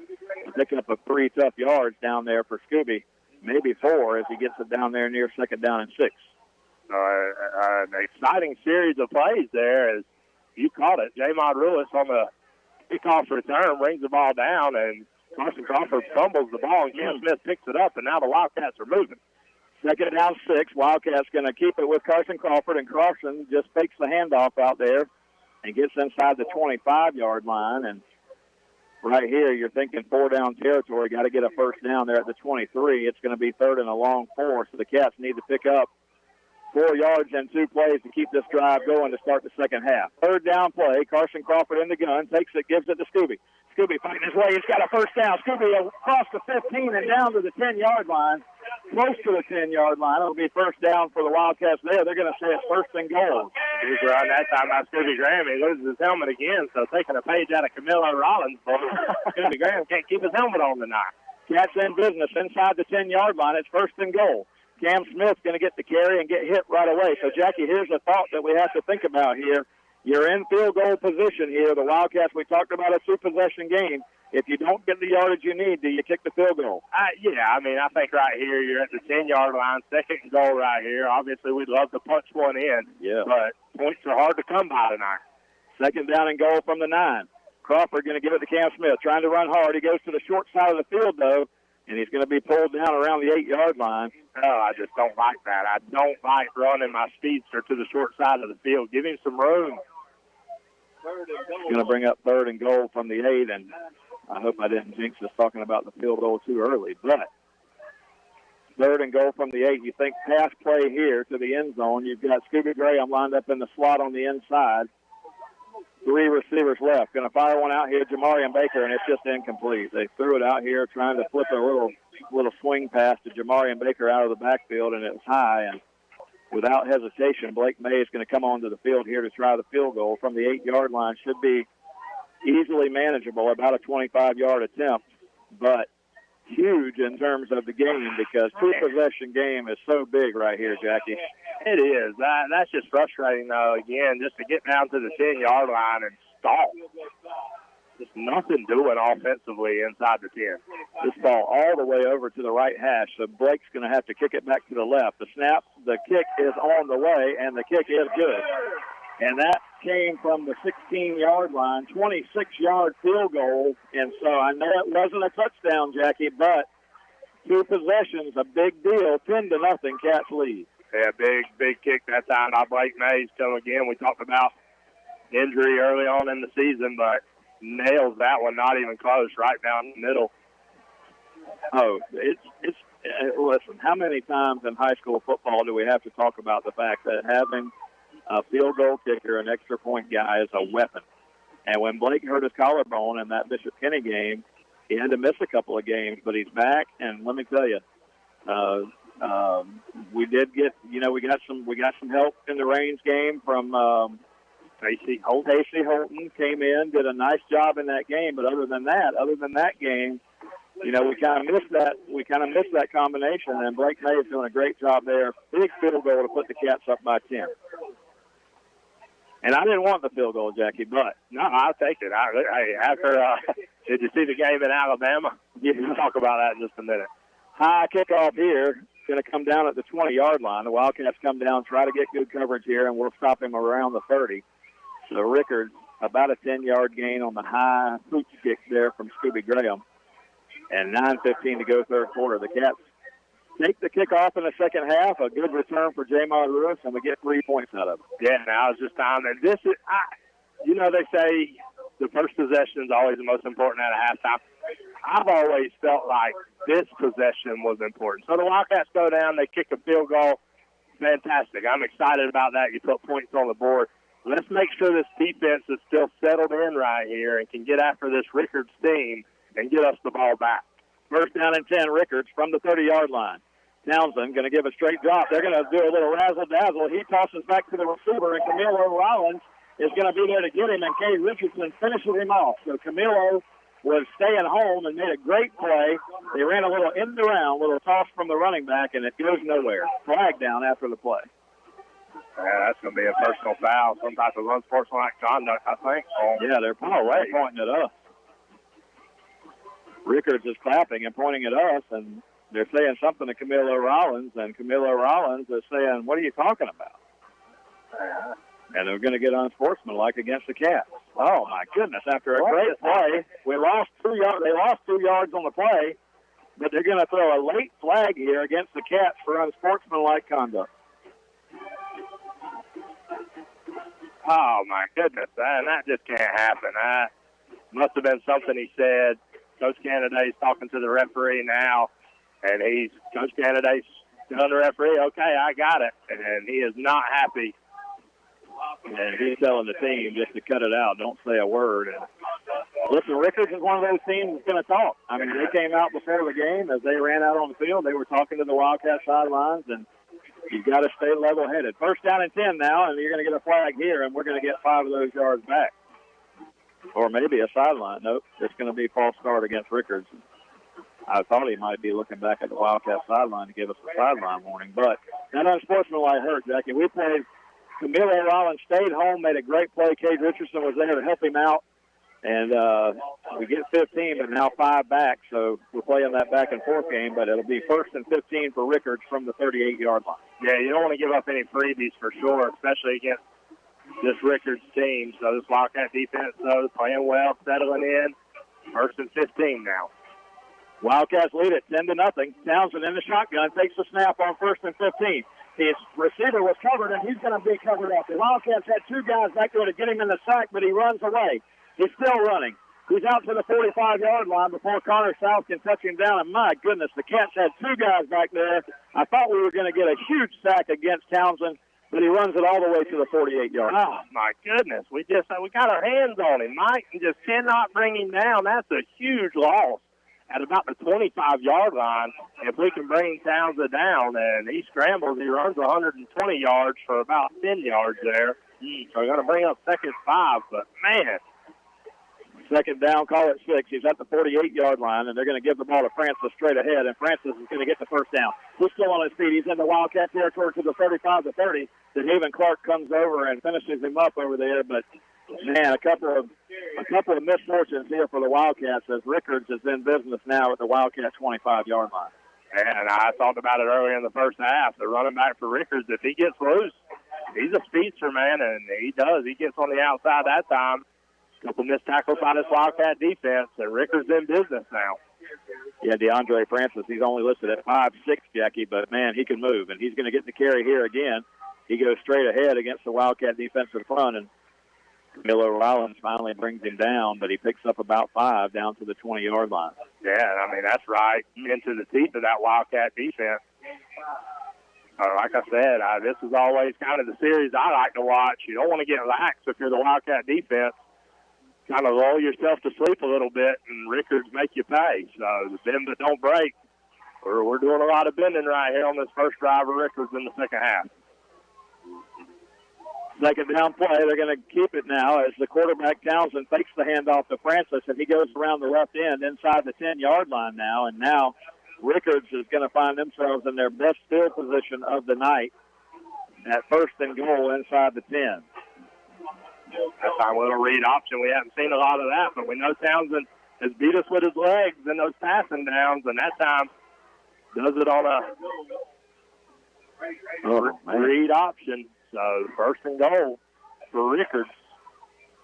1st and goal. They're inside the 10 of the Wildcats. The defense needs to hold here. Cats are on top 10-0, but the Cats are going to come in the neutral zone here, I'm afraid, and we're going to get 5 yards offsides, and that's not helping the cause. No, and Coach Kennedy, he is letting this defense know about it right now. He's not happy with the last series of events that have taken place here. 1st and goal now, Rickards. They're inside the 5-yard line. Crazy series that's unfolded here. The Cats could have had him for a 20-something yard loss a moment ago, but now they're going to give the 5 yards back. Illegal shift there as they tried to move the running back, and they were already set. You can't move after that, and so they give the 5 yards back. Oh, and they're going to get a huge penalty here as they throw the flag. What in the world? He's out there. The Rickards coach is out at the hash mark, getting all over his running back. Do you get the warning the first time if you're that far out there? I'm not sure what they're going to call here. Could be sideline warning. Dead ball, unsportsmanlike against Rickards. That's going to be 15 yards. This could be a huge play, and I'm not sure. I mean, they didn't call a timeout, Jackie, so the coach can't be out there, and he's, like you said, he's out there past the hash mark. I don't know that I've ever seen a coach get an unsportsmanlike against their own team. Chewing out his own player. Well, and the referee probably told him to get back, and he just stayed, and he gets 15 yards. So now after the Wildcat offsides, now you're looking at first and goal for Rickards from the 24-yard line.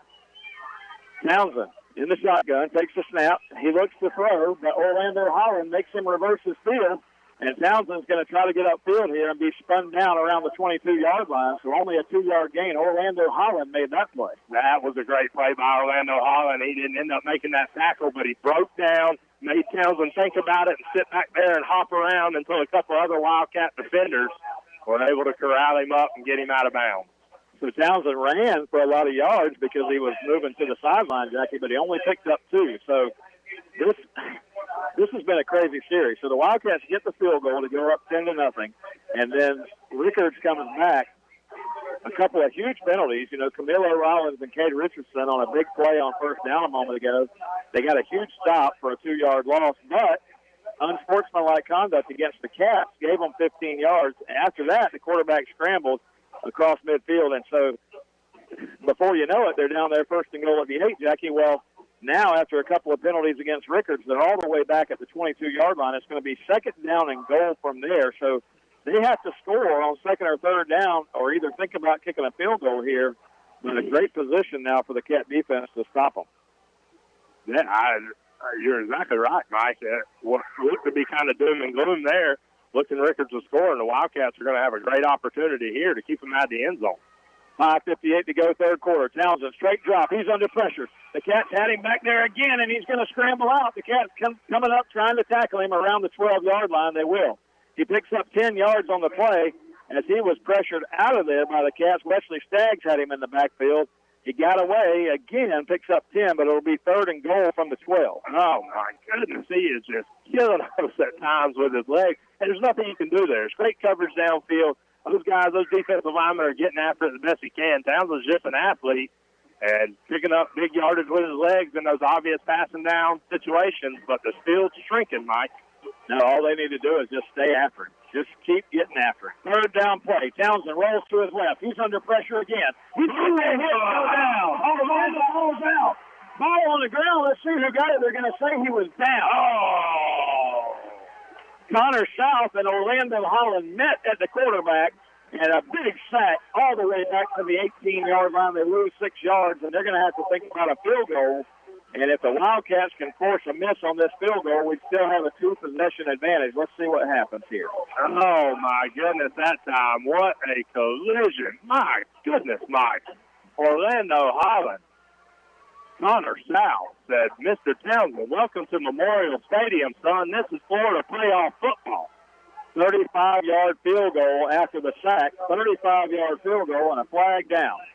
Offsides against the defense. We're going to give them 5 free ones. They weren't even set, and he called offsides. This guy's getting a little flag happy over here. It was going to be a 35-yard attempt. With the 5 yards, it'll be a 30-yard attempt. I was going to say, I'm not sure about the field goal kicker, but if he's the same guy as the punter, Jackie, I'm sure he's got the leg for the 30-yarder. The ball set down over at the 30-yard line. The hole is down. It was a high snap. It's going to be kicked up, and it is no good. No good. Wow.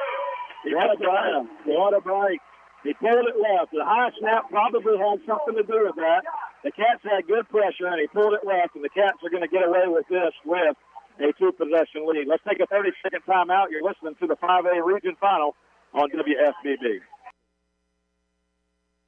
Nation is honored to be a sponsor of Wildcat football.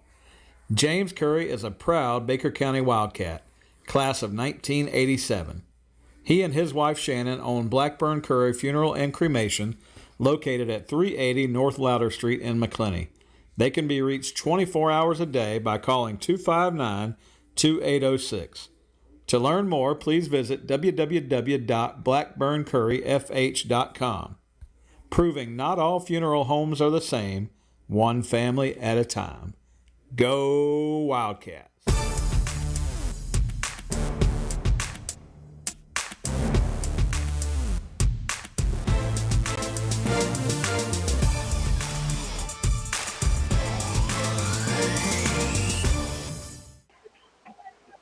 4 minutes and 6 seconds to go in the third quarter here from Memorial Stadium, downtown McClenny, Florida. Wildcats with a 10-0 lead over the Tallahassee Rickards Raiders. Second down and 6.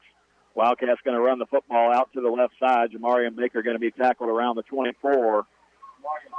And the ball is going to be about 7 yards short of the first down. It'll be third down and 7. We ran Scooby Graham on first down to the right side. He picked up about 4. We lost a yard on that play. So now we're looking at third and 7. The Cats with 3:40 to go on the clock. The last thing we want to do is to go 3 and out here and turn it right back over. Crawford going to give the ball to Scooby, running straight ahead, and Scooby met in the hole at the 25, gets out to the 26-yard line. But that's just what we're going to do. That's just what we're going to do. We're going to go 3 and out and have to kick it right back. Nothing doing, man. I'm telling you, golly. Just can't figure it out. We tried Scooby outside. We tried to go back to the inside. We don't know how we're going to punt it away. Jamil stands back at the 15. He gets the punt off. It's going to take a Wildcat roll here across midfield and go out of bounds. They'll get the ball around the 45-yard line for Rickards. But not a great punt, but it was effective. It took a roll down to the 46-yard line, so the Cat defense back on the field. 10-0. The Wildcats lead it with 3 minutes to go in the third quarter. Not a great series there for the offense. No, and I tell you, even on that punt, we tried to rush out there. It was almost like we were trying to get them to jump off sides or watch for the fake, but kind of rushed everything. Everything felt rushed in that series, Mike, and just couldn't really get anything going. First down and 10 now for Rickards. They got the ball at the 46-yard line. They're only 46. They trail the Wildcats 10-0. The Wildcats have a field goal this half, a 26-yard Blake Mays field goal to make it a 10-0 game. Rickards just missed one. 30 yards. They pulled it left, so it was no good. Townsend fakes the handoff inside, and he's going to be hit by Camilo Rollins, and a flag comes down behind the play. What is this flag going to be? But Camilo Rollins makes a big play. He does not let Townsend get away, and a big hit to lose about 7 yards on the play. Let's check the flag. Personal foul. Face. No way. Oh, my goodness. That's terrible. Oh, that's terrible. This guy called it from the left hash. The ball's on the right hash, and Camilo's got his back turned to him making the tackle. No way you can make that call with an official sitting right there. My goodness, that's bad. We had a sack again. That's 2 times now they've lost yards on first down, and the penalty bails them out, both of them 15-yarders. 15-yard face mask against the Cats, moves them down to the Cat 43-yard line. They're going to run the football straight ahead and maybe a gain of 2 on the play. Different running back this time. Different running back for Rickards this time. No, it's Francis, number 6, and a flag down after the play. And the Wildcat. I'm telling you right now, if that one's on the Wildcat, Coach Canada is cool. Well, here's the problem that you run into. You know, you get these unsportsmanlikes, and if there's 2 unsportsmanlikes against the same player, that player's going to miss time. Well, we got to be careful that we don't do that here. And there's a lot of chirping out there, Jackie, and Rickards, I told you earlier, they're a team that likes to talk, and you're going to get unsportsmanlike against the Cats here again. That's the second unsportsmanlike conduct against us, but not against the same player. But you got to be careful. If you're one of those 2 guys that's got the unsportsmanlikes in this half, you can't get another one. No, not only that, again, after the first one's been thrown, the coaches have told you now to shut your mouth, go out there and play football. So any more outside of that, I don't care what happens other than a physical altercation of some point, keep your mouth shut out there. So after 2 big 15-yarders here, 2:13 to go in the third quarter, it's still a 10-0 Wildcat lead, but the officials have turned the tables on the Cats here in the second half. In the first half, 6 flags went against Rickards and only 1 for the Wildcats. In the second half, seems like the Wildcats getting all of them. Handoff inside Francis. He's hit right at the line, and Orlando Holland comes in to help clean him up as that defensive front stopped Francis right in his tracks. No gain. No, you don't want to see that. Orlando Holland hobbling off the field. No, we need Orlando Holland in there, hopefully. Had a big game. Hopefully he can walk that one off. Second down 10 now after the stop at first down. They're right at the 24-yard line. Cat defense played well all night. Going to have to do it again here. Second down. They're going to move on the left side of the offense over there. Flags down all over the field. False start on Rickards, and that'll back them up 5. Wow. Penalty flags. Yeah, a big part of this game. Well, I was going to say, in the first half, I like it when you don't know the referees are out there. The second half has been a completely different story with a minute 19 left in the third quarter. I've seen more yellow in the third quarter than we have the last 2 games. Second down, 16 now. Rickards from back at the 29. Townsend straight drop the throw now. He's just going to run out of there, and he's got some room again as they drop down. A good job by the Wildcats to kind of corral him. Cade Richardson comes up there, makes a tackle at the 21. Good play that time. Pursuit from behind by Cade Richardson to bring up a long third down here. So third and about 9. And that's what you got to do. You got to have 11 hats on Townsend, Mike. Anytime he starts scrambling around out there, you can't give up on the play. Cade Richardson, the son of Doug Richardson. A lot of Wildcat folks will remember Doug. He was part of one of those late 80s football teams, and grandson of former Sheriff Murray Richardson. Third down play. Third down. Townsend looks to throw the football. He's under all kind of pressure. He scrambles out. He's looking for the first down over there, and he's going to get the first down. He's all the way down inside the 10-yard line. My goodness, Townsend was bottled up. We had 4 guys back here, reverse field, but a flag is down on the field, I believe. Or is that somebody's shoe? Yeah, I think it's a shoe. I thought it was a flag down, but Zane Mobley has to come all the way back to get his shoe. We ran out of his shoes. But, Jackie, we had 4 guys there with containment. Townsend just turned around reverse field and had all kind of room. I'm telling you, he's not looking. He's looking for a half second, Mike. If that receiver doesn't come open on the first break, Townsend is looking to run the football and do it with his legs, and he's doing it right now very well. Well, they still trail 10-0 to the Cats as we approach the fourth quarter here. 10-0 ball game, but they're going to run a jet sweep coming right side, and the receiver is going to go into the end zone, but they're going to get a flag here. It's got to be a holding or block in the back on Rickards. It'll be a holding. He went into the end zone, would have been a 9-yard gain for a touchdown, but holding call over here on the edge is going to move them back. Huge penalty against the Raiders. Yeah, I'm telling you. Oh. Takes a touchdown off the board and moves them back. Let's see where they mark it from. They're going to mark it.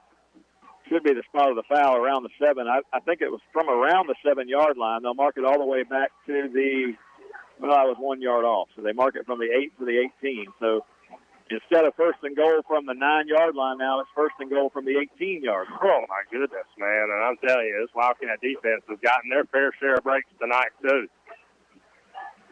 Well, they set the ball, and the clock's going to run out in the third quarter, so we're going to move this thing to the fourth quarter with the Wildcats leading 10-0, and we're going to take a 1-minute timeout. You're listening to the 5A Region Final right here on WFBB. We'll be back with the last 12 minutes of tonight's game. Wildcats up 10-0, but holding on as we move to the fourth quarter. You're listening to 97.5.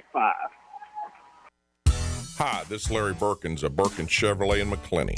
It is truly an honor to help make these Wildcat radio broadcasts possible. Birkins Chevrolet with sales and service 6 days a week. Cars, trucks, SUVs, certified used cars. We help customers establish or reestablish credit. Thank you, Wildcat fans. From Larry Birkins at Birkins Chevrolet, US 90 in the heart of McClenny. Online at BirkinsChevy.com. Hey, Wildcat fans. This is Anita Cruz with Country Financial Credit Union. This challenging year has caused us to miss out on many of our favorite things, but thankfully it hasn't taken away our Friday night lights. It also hasn't changed our credit union's ability to serve your financial needs. Whether you're looking for fee-free checking, mobile banking, or great rates on loans, we're here to help. In fact, we're big enough to meet all your financial needs, yet small enough to deliver personal service to every member. Country Financial Credit Union, hometown banking, hometown people, and proud sponsor of the Baker County Wildcats.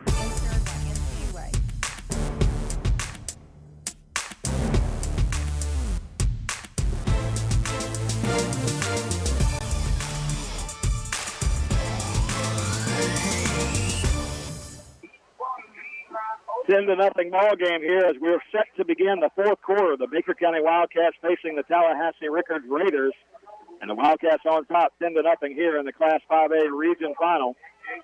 Townsend, the quarterback, he faces a first and goal from way back at the 22-yard line. They're going to run the football to the right side, and they're going to get a big hole down inside the 10, all the way down inside the 5-yard line. And, Jackie, I was thrown off there because they had first and goal on the board, but I thought it would be second down. Shouldn't it have been second down? I don't know, but this should be third. I think this should be third, but they've got second down on the down marker. It should be third down. They ran the first down play a moment ago, or maybe that was on the penalty. Yeah, I think it was. Yeah, that was first down, but my goodness, he picks up huge yardage on first down on the reverse right there. So, yeah, we had a chance to make that penalty cost them back at the 20-yard line, but now they've got second and goal from the 2. Second and goal from the 2, but they're going to back up 5 yards. False start. No, they're going to be offsides. They call offsides on Rickards, as one of the receivers obviously lined up in the wrong spot, and he is not happy, but 5 yards is going to move them back. And, Jackie, they still haven't scored a point here tonight, but they're dangerously close. 10-0 ball game. I don't know how much longer we can keep them out. My goodness. We've had our own fair share of breaks, defensively, but right here, somebody's got to make a play. Come on. Well, they're just letting the clock run here. And the officials need to get control of this because this is an important situation. And they just let the clock run another about 20 seconds off. And set the situation. Second down and goal from the 7-yard line. Townsend in the shotgun, takes the ball, gives to Francis. Francis runs straight ahead. He's going into the end zone, I think. They're going to give him the touchdown. He was across the plane as they just got a big push right against the front of that defense, and Francis took it in, and that makes it a 10-6 game. They literally just ran the ball from the 8-yard line and mowed down anybody that was in their way. I don't think he got touched till he got in the end zone from the 8-yard line, Mike. My goodness. Yeah, I agree. The Wildcat defense was on their heels on that play. Really, the first time tonight they've been on their heels at all. The Wildcats have been getting after this Rickards team, but the touchdown is going to bring it back to a one-possession game and make it a 10-7 game after the extra point. So now the Wildcats will have to answer. 10-7 ball game, Rickards with the touchdown. And just like that, the crowd gets a little nervous here. 10:56 to go in the ball game. We'll keep it here through the break. Jackie, the last time the Wildcats got the football, we had our first 3 and out. And that was not the time that we needed to have it. Now the offense is going to have to make a statement. We need a drive. Yeah, you got to get something. We got to put something together here. Seemed like Rickards just held the ball for what seemed like an eternity on that drive with all the penalties and everything else. So this offense got to try to find some rhythm here and put together one of those drives. First scoring drive of the night for the Wildcats was a long one. We went down and then were able to capitalize in the end zone. Got to try to put something like that together again, but at any point, I don't care, to be honest with you, if it's 45 seconds or 4.5 minutes, we got to put points on the scoreboard. Well, the key here, we talked about it. We talked about it in the last few weeks, momentum. Momentum in a football game is huge, and the big thing for the Cats right now is they have to regain the momentum in this football game because in the last half of this quarter, you've seen Rickards has come back and captured the momentum. Wildcats going to return the kick from around the 20 and get it out near the 30-yard line. And you can see it on that Rickards sideline, Jackie. They've got the momentum in this game. We've got to turn the tide here with a 10-7 game getting late. Yeah, and that's the thing. They've made us talk a little bit when we shouldn't have. I mean, you're leading on the scoreboard. There's nothing for us to say. But they've drawn us into this. And what that's done is given them a little confidence now that they're eating away at us, and now they picked away at the score a little bit. So you gotta take control back, or whether it be at the line of scrimmage, whether it be just physically punishing this Rickards team down the field in one way, shape, or another. This Wildcat offense has got to figure out how to get the job done. First and 10, Cats from the 27-yard line. Carson Crawford sends a man in motion, takes the snap, gives the ball straight ahead, and the Wildcats are going to get hit and dropped again. Only a gain of about 1 yard on the play as Cam Smith tried to cut it up inside, and it'll be 2nd and 9. And now there are just 11 guys in the box for Rickards. I'm not sure if I don't just throw one up to J. Maud Ruiz here. If nothing else, there's literally 11 guys inside of 4 yards. Second down and 9. Crawford straight drop, looks to throw one. He's going to fire across the middle, and nobody's home. He gets hit as he throws it back there, and he was looking across the middle for Ruiz, but Ruiz had plenty of coverage. They couldn't connect. They're out into it. Their players are dancing on the field. They're excited. What you can't do is Wildcats can't get wide-eyed here. Act like you've been here before. Third down and long for the Cats. Crawford straight drop. He's under pressure, and it's going to be incomplete. He gets it as he throws again. The Cats trying to set up a screen to the left side that time, but Rickards right now pinning their ears back. And they're feasting right now, Mike. They're not scared of anything that this Wildcat team's throwing at them at this point.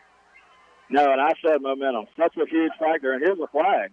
What in the world? The Wildcats coming off the field. This official just throws a flag right in the face of one of the Cats. Yeah, what just happened here?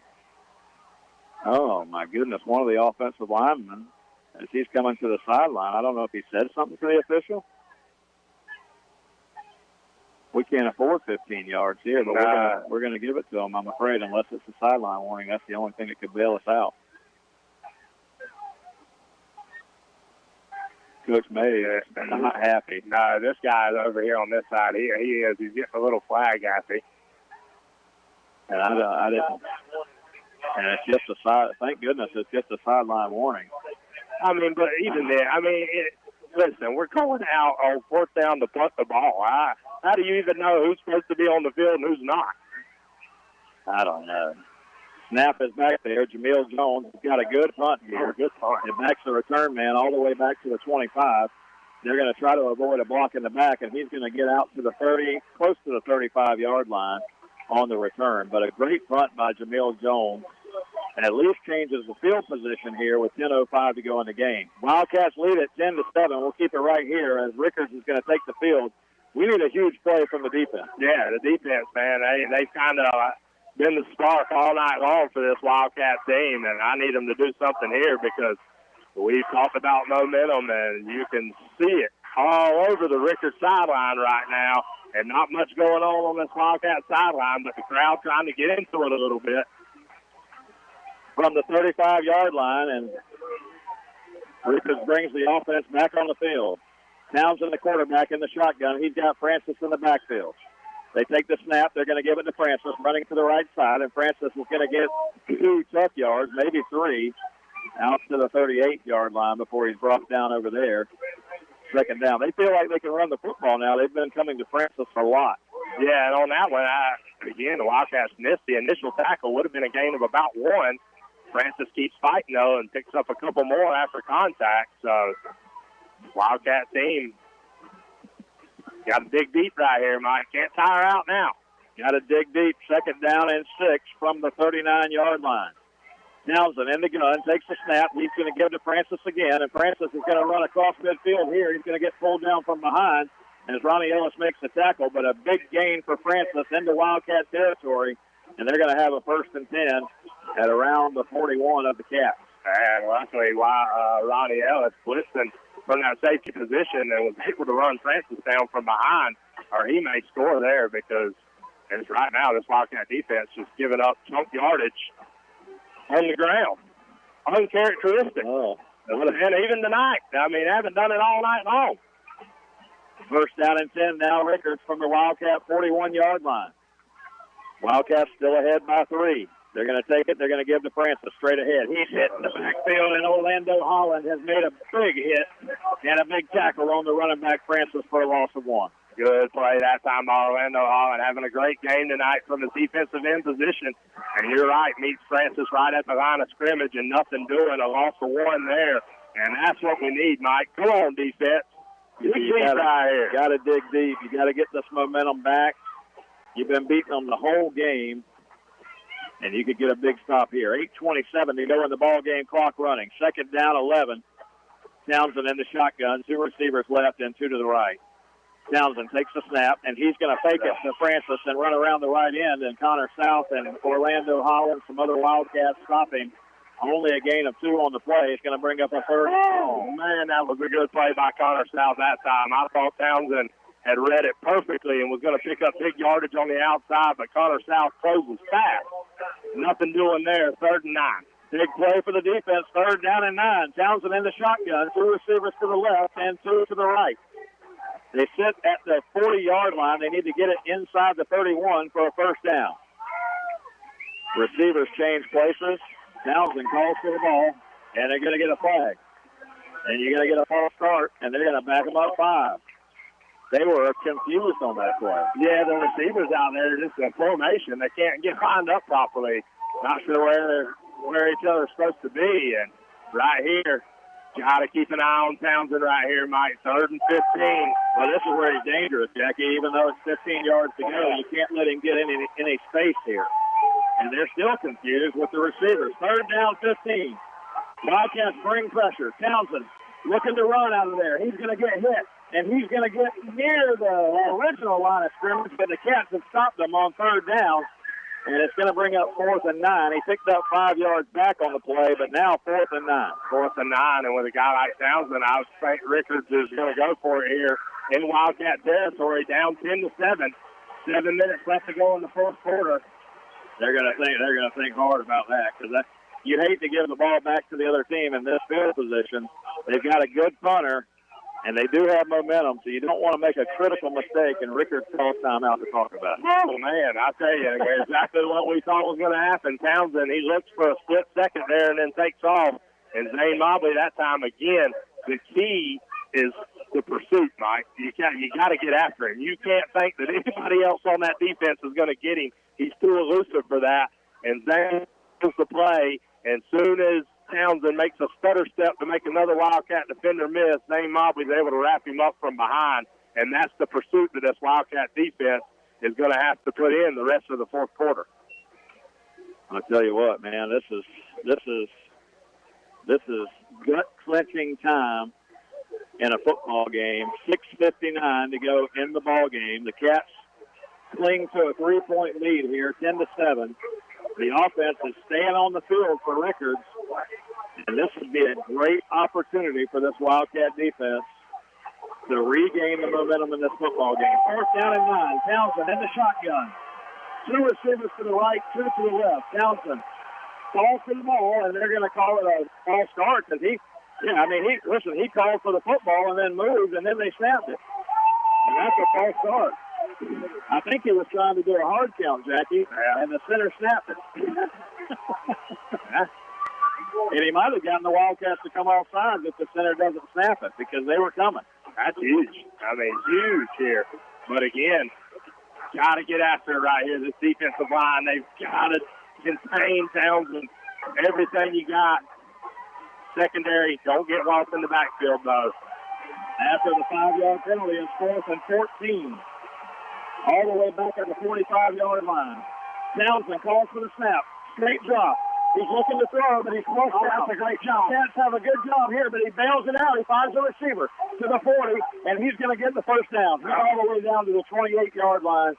He got bailed out, Jackie. The Wildcats had him contained in the backfield. He found Francis out of the backfield, his safety valve, and Francis gets it all the way to the 28. Oh, man, that's just a good play. Good play. The Wildcats did everything you could do right there. They made him run around in the pocket, and at the last second, you're right, finds Francis just out there in the flat. And the Wildcats are in a much-needed water break here. Oh, Francis was being contended with over here around the 31 by the Haven Clark, and Francis just went to the air and dove from the 31 to the 28 to make sure he got the first down. And a fine play by Francis there. But the quarterback, Townsend, has been the story, Jackie. I mean, again, 4 defensive players in the backfield, and they had him in a position where he's basically corralled. Somehow Townsend has the wherewithal to find Francis over here out of the backfield. That's his running back. And really, Francis and Townsend have been the entire offense all night long for this Rickards team. The defense has done a great job getting after Townsend, but that time he just makes the play. Just made a play. I mean, players make plays, man, and that time, again, the 2 guys, like you said, we've not really made mention of anybody else on this Rickards offense but those guys, and they do it again right there. So this Wildcat defense had an opportunity to get off the field. Great play by Rickards offense. We got to find a way, though. Up 10-7. Wildcats lead 10-7. And the clock's running, 6:30. In the ball. Townsend in the shotgun. Takes the snap. He's going to give to Francis. Francis is going to get ahead for a couple. Not a lot of running room. Down to the 35-yard line, maybe 3 on the play. It'll be 2nd and 7. But this is that situation where this defense, 6:16 and the clock moving, not a lot of time left in this ball game, so somebody's going to make a big play here to win this game. Yeah, I'm telling you, this Wildcat defense, again, they kind of look like that first-half defense here on this series, but got to get a stop right here. 2nd down and 7. Townsend in the gun, takes the snap, going to give it on a little reverse play. Francis had it. He tossed it to the receiver coming around, and he's going to pick up a couple of yards. Not many, as the Cats stay pretty well there as they run a little reverse play to the receiver. Francis tossed it over here to Rico Watkins, number 2, who was coming around, and he only got 1. It's going to be 3rd and 6. Yeah, and they've run that play several times tonight, and that's how the Wildcats defended it beautifully. I couldn't tell who that was. Like number for the Wildcats there. I ain't got my diagonal roster in front of me, but 3rd down play. Townsend trying to. How does that guy keep being able to stand up once they're set? They're trying to draw his eyes. He tries to do a hard count there to get the Wildcats to come off sides. They don't. 3rd down and 6. They're going to run the ball straight ahead. The Cats are going to stop him momentarily, but he gets close to the yardage needed, but it's going to be 4th down and a yard to go. He got 5. He needed 6. Oh, my goodness. What a huge 4th down this could be right here. They're going to probably try to run this hurry up and run straight ahead again. That's what I would think. That's what I would do if I was Rickards here. 4th down and 1. 4:39 to go in the ball game, and Townsend getting the call from the sideline. 4th down, Mike. 4:30 to go in the ball game. 4th and 1. We've seen the Wildcats stop some big ones this year. Townsend tries to get the Wildcats on the hard count to come across. Now he moves the running back out of the backfield. Townsend back there by himself, and he's going to run it straight ahead. Oh, and hit it in the line. They're going to give him the yard. They're going to give him the yard that he needed.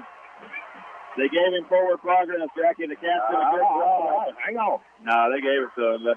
The far sideline, he went ahead of the 1st down marker and came across. I think they gave it to him. Oh, man. They're going to mark it right on the 18-yard line. It looks like they're going to measure it, but I think based on where the sideline judge came from, I think he gave him the 1st down. Oh, man. It's very close. Very close. They're going to bring the chains out. They're going to measure it, but I'm telling you, Jackie, from where he came out with his foot on that sideline, it looked like he gave him enough for the 1st down. And he's got it. They stretched it out. He got it by the football length. Man. 4 minutes to go here. Now, you're just trying to keep them out of the end zone now, Mike. Don't want to give up a cheap one. Well, you 4 minutes to go in the game. You're ahead by 3. So they've got a field goal kicker with the leg to kick it from here. You got to contain them, keep them out of the end zone, like you said. Force them to kick a field goal. See what happens. 1st down and 10 from the 18-yard line. Townsend going to give it straight back to Francis, and Francis is going to be hit right at the line. He's not going far. Maybe a yard. That's it. 2nd and 9. That time, what a collision by Camilla Rollins. As Mr. Francis, I'm still in the game, too. 2nd and 9 here, and I tell you, the way Rickards has run the ball, I would think they're content with just doing that right here. So, Wildcats, well, they'd like to score a touchdown and leave no time on the clock for the Cats. That's what they'd like to do. 2nd down and 9. Townsend looking to throw, but he pulls it down and runs, and he's going to be inside the 10-yard line, and he's going to have a 1st and goal. And the Wildcats weren't set. We weren't ready. We had guys running everywhere, couldn't get the daggum defense set. Oh, my goodness. Come on, guys. You played so well all game long. Come on, one more stop. Well, now they've got it. The clock's on their side, and the situation's on their side. 1st and goal at the 7-yard line. The Cats need a turnover. Something. 1st down play. They run it with Francis, and Francis is going to barrel his way down to the 1. The only thing we can hope is we've got enough time here, if they were to punch this in, to come back and do something with it. It'll be 2nd and goal from the 1-yard line. Rickards knocking on the door. Going to run Francis again, and Connor South back there. He's going to push him backwards. They lose a yard, and it's going to be 3rd and goal from the 2. 3rd and goal. I tell you, like I said, the way they're running the ball, I would think they were content with doing that. Here's what you got to do. You got to watch the read option right here. Yeah, watch the quarterback. Yeah, 3rd down. Townsend's done it so much with his legs tonight. 3rd and goal from the 2-yard line. Townsend's in the shotgun. He's got Francis in the backfield. They split one to the left, one to the right. He's going to run it straight ahead. Francis has got Townsend's got the 1-yard line, and they stop him in. 4th down. Holy cow. He got a yard on the play, and it's 4th down. Come on, line up, Cat. The team wants to go for it. The coach is thinking about it. If you don't get it, you lose an opportunity to tie the game with a field goal. 4th down and goal. Wildcats change personnel here. Run Staggs in. Got to get set. 4th and goal. Townsend in the gun. He's going to run it himself. He's going to run it in. Touchdown. Stop the clock. Stop the clock. Oh, Townsend runs it in from 1 yard out, and that's a tough play to defend with the quarterback back there in the shotgun. But my goodness, if we could have held him out of the end zone there, it would have ended the ball. Oh, that was it. That was it. That was the play of the game. So the Wildcat defense with a couple opportunities to get off the field, and Townsend makes him pay with his legs as he's done all night long. And Rickards is going to take a 13-10 lead with 1:37 left to go in the game. Yeah, the Wildcats have led all night long. The Wildcats led 7-0 at halftime. The Wildcats came out in the second half and scored on our first possession of the second half to make it 10-0. And since that time now, Rickards has scored 14 unanswered to make it a 14-10 game. The problem with that is Rickards, with the drive they had, chewed up a ton of clock. And now just 1:37 to go on the clock here in the ball game. So the Wildcats going to need to be thinking about a big return. A big return could set us up with good field position, but only 1:37, and I believe we have all three timeouts. Yeah, that's what I was going to say. I think we got all three timeouts here. I would venture to say they're going to keep the ball away from J-Mod Rulis here. They know what's good for them. They kick one to J-Mod, who he returned it to the Rickards 45. Sam Smith returned one to about the Wildcat 40-yard line. Yeah, tough situation, but anything can happen in high school football. And the Wildcats still have life. 1:37 to go. The winner of this game advances to the Final Four in the state in 5A. That game going on right now between Dunellen and Vanguard. We'll update you on that in a moment, but right now need to focus on this last 1:37 of this game as the Wildcats, for the first time tonight, find themselves down in the ballgame. Cam Smith and J-Mod Ruiz both stand around the 10-yard line ready to return this, and let's see if they kick it deep. Kicker's going to kick it high. Cam Smith's going to take it at the 10. He and J-Mod kind of come together there. Cam Smith looking for a hole. He's going to get out to the 25-yard line and out to the 26, and that's where the Wildcats will have to go with 1:31 to go in the game. Cam Smith slow to get up after that run. Cam Smith shaking up on the play. He's going to get to the sideline here. Somebody will take a look at that. Hopefully he's okay. Yeah, I heard that. It's not what you want to see there. Cam Smith, our speedster, back there. He's walking it off. With a minute 30 to go in the ball game, you need all the speed you can get. Wildcats are going to split out two receivers to the left side. Scooby Graham, one of them. Two receivers to the right. That's the short side of the field. Jamarian Baker's in the backfield with Crawford. He's going to call for J-Mod to come a little closer. 1st and 10 from the 27. Crawford going to run a little end around here with J-Mod Ruiz, who was looking to throw the football. He fumbled it, and that's going to be the ball game. We tried a razzle-dazzle play right there, and that's going to end the Wildcats football game as J-Mod came around. I think he was going to try to throw the football down here to Cameron Crawford as the Wildcats looking for a little razzle-dazzle home run. But Jackie, unfortunately, as J-Mod gets hit there trying to throw the ball, he fumbles it. And Rickards is going to pick it up. Man, that's a disappointing way to end the season, Mike. Oh, my goodness. Well, it's a game that you've led the entire way. I mean, led the entire way until a minute 37 to go.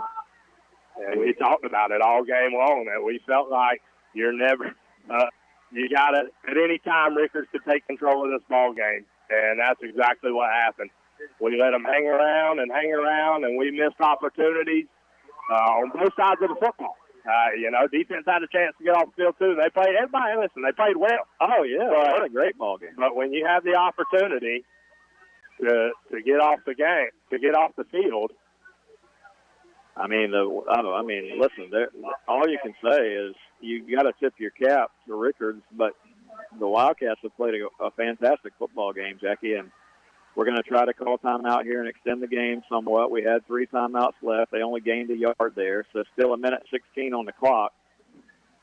The Wildcat fans are headed for the exits, but it's not quite over. But that turnover made it tough. Yeah, that's tough. But hey, listen, I referenced it earlier. I did see a team down 9 in an Alabama state championship with a minute 19 left come back and win the ball game. So, I'm with you. With a minute 16 left, down 4, is there any magic in Memorial Stadium tonight? Well, I got to say, man, the magic we needed was on that 4th and goal play. We didn't get it. They ran it in, and why are they charging us with another timeout? Was that another timeout? What just happened? Maybe they just didn't emphasize that it was a timeout enough. I don't know, Jack, but it's a tough man. A couple times, we'll go back to that. Had a long 4th down earlier. Yeah. They were able to convert. I thought we had Townsend bottled up in the backfield, and he finds the running back late. I mean, a couple chances there, 4th and 1, they were able to pick up on. So you can go back and look at a lot of plays in this game that you thought if only we'd have done this or done that, the outcome would be different. But with a minute and 16 left to go in the game, 2nd and 9 here, Wildcats have 2 timeouts remaining. So, well, it's funny, Jackie, because they marked it and they've taken 2 timeouts off the board here for us on that one play. There's only one showing up on the board now. They hand the ball to the running back. He's going to get hit again and drop. Zane Mobley comes back there and makes a big hit. But why is the clock still running? He just ran 7 seconds off the clock. I don't know. My goodness. I'm not sure, but I mean, a minute. Yeah. Still need to add some time to the clock to make it 1-something. Not sure. Should be. But Jackie, I got to figure out here. I mean, I'm not sure if a moment ago they didn't charge 2 timeouts to the Wildcats on the one play. Yeah, I was wondering the same thing. I saw what you were saying. Yeah. But I'm surely not. If they did, then that's without a timeout. Yeah, but surely not. There would be no reason for the Wildcats to do that. No, there wouldn't be any reason unless for some reason they forced us to take a timeout. Yeah, that's what I mean. If we did something administratively wrong or something on the timeout, I don't know. But they definitely signaled 2 timeouts on that play, and if they did, we're out of timeout. Well, we'll see after this play for sure. Well, he's showing 0 on the clock. He's showing 0 on the clock now. That's all right. We got 1 timeout. I'm assuming we've got 1 timeout left. So 3rd down. Tallahassee Rickards with the ball. 1:11 to go in the ball game. They lead at 14-10. 3rd down play. They're going to hand it to Francis. Francis running right. The Wildcats will tackle him. He's well short of the 1st down, and we'll call our last timeout. Okay, so we did have 3. They kept it, and that'll be the 3rd one. So now on 4th down, Rickards will have to make a decision. If they try to go for a 1st down, I was going to say, I don't know if you don't just go for it right here. What do you think? You're up for it's a touchdown game, so they've got a 4th down and 7. So 1:04 is on the clock. So if they go for it, throw a pass, let's say, and it's incomplete, that stops the clock. They don't get the 1st down, it stops the clock. Turnover on downs, you got a minute left to go. The only way you can run the clock for Rickards is to get the 1st down running And then after the chains moved, the clock would run, and then basically the game would be over. The Wildcats would have no timeout. So if they do go for it, Jackie, they kind of have to run the football. They can't really afford to throw it here. Well, even from a score perspective, you know, you kick the field goal here, right hash. Maybe they've already missed one field goal tonight, but you could go up 7. You know what I mean? So same difference, really. I mean, well, I'm just saying the Wildcats tie if you score. If something happens here, you don't get it in the Wildcats. Go down and score, and the Wildcats win the game. Well, they just don't want to give the ball back to the Cats here. Fourth down, Townsend in the shotgun. He's going to look to throw. He's going to run one. He's going to run it left. Zane Mobley's got him in the backfield, and Zane Mobley's going to bring him down, but no flags, thank goodness, and it'll be Wildcat ball with 56 seconds in the game. I thought they might get a face mask. What a play by Zane Mobley to keep the Wildcats alive in this football game with 56 seconds to go. And after all that, Townsend is injured on the play. What a game he's had. Oh, my goodness. What a player, man. What a player, Townsend. I will say this, and listen, the running back is good and has done some things tonight. Townsend has single-handedly made plays for this Rickards team. If they come out victorious tonight, it will be because of him. No doubt. No doubt. The most dynamic player on the field tonight. All right, Jackie, so let's set the scene. 56 seconds to go in the game. The Wildcats are out of timeouts, and we are 73 yards from pay dirt. So we're 73 yards from the end zone at the 27-yard line. However, keep this in mind, folks. One play, one guy gets loose, and you can change things in a hurry with 56 seconds to go. So this game is not over. Let's have a chance. We're going to split 2 receivers out to the left side of the field. That's J-Mod Ruiz, and I think Jamil Jones on the far side. 2 receivers to the right, and 1 back in the backfield, and Carson Crawford, the quarterback. 56 seconds to go. 1st and 10.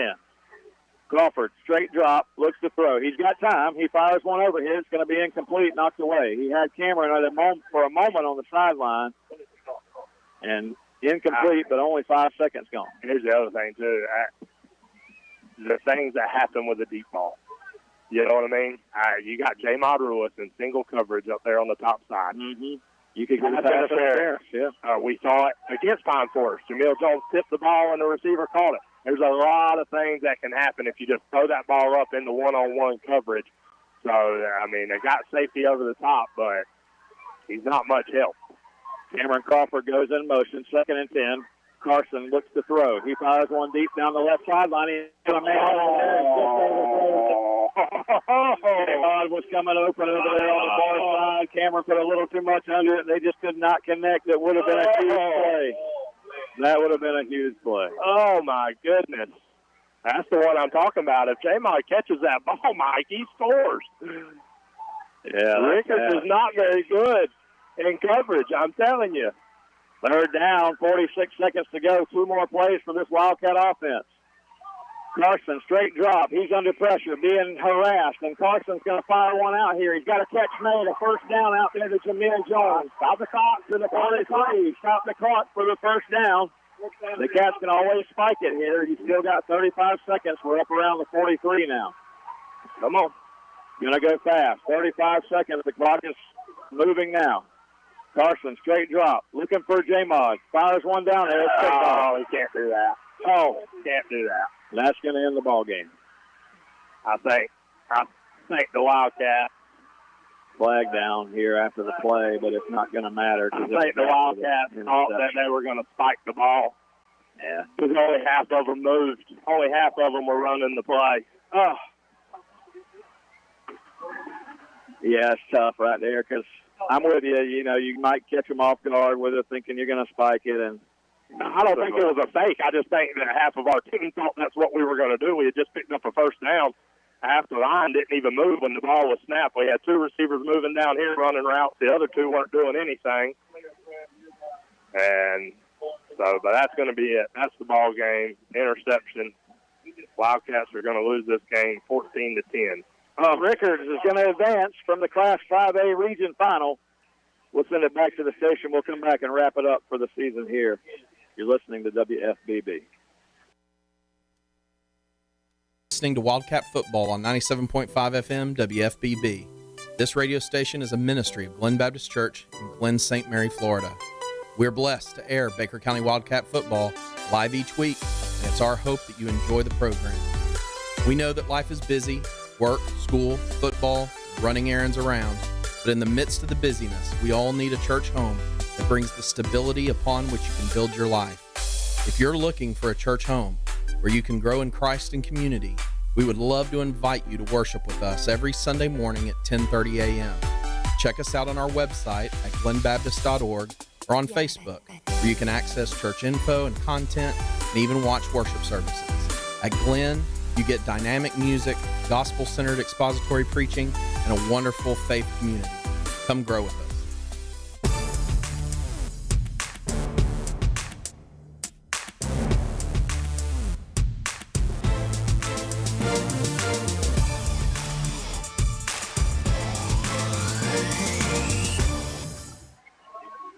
Well, never the scene that you want to see, the opposing team celebrating on your field at the end of a playoff game. The Wildcats make it to the final 8 of the Class 5A playoffs this year, and unfortunately for the Cats, it's going to end here on our home field 14-10.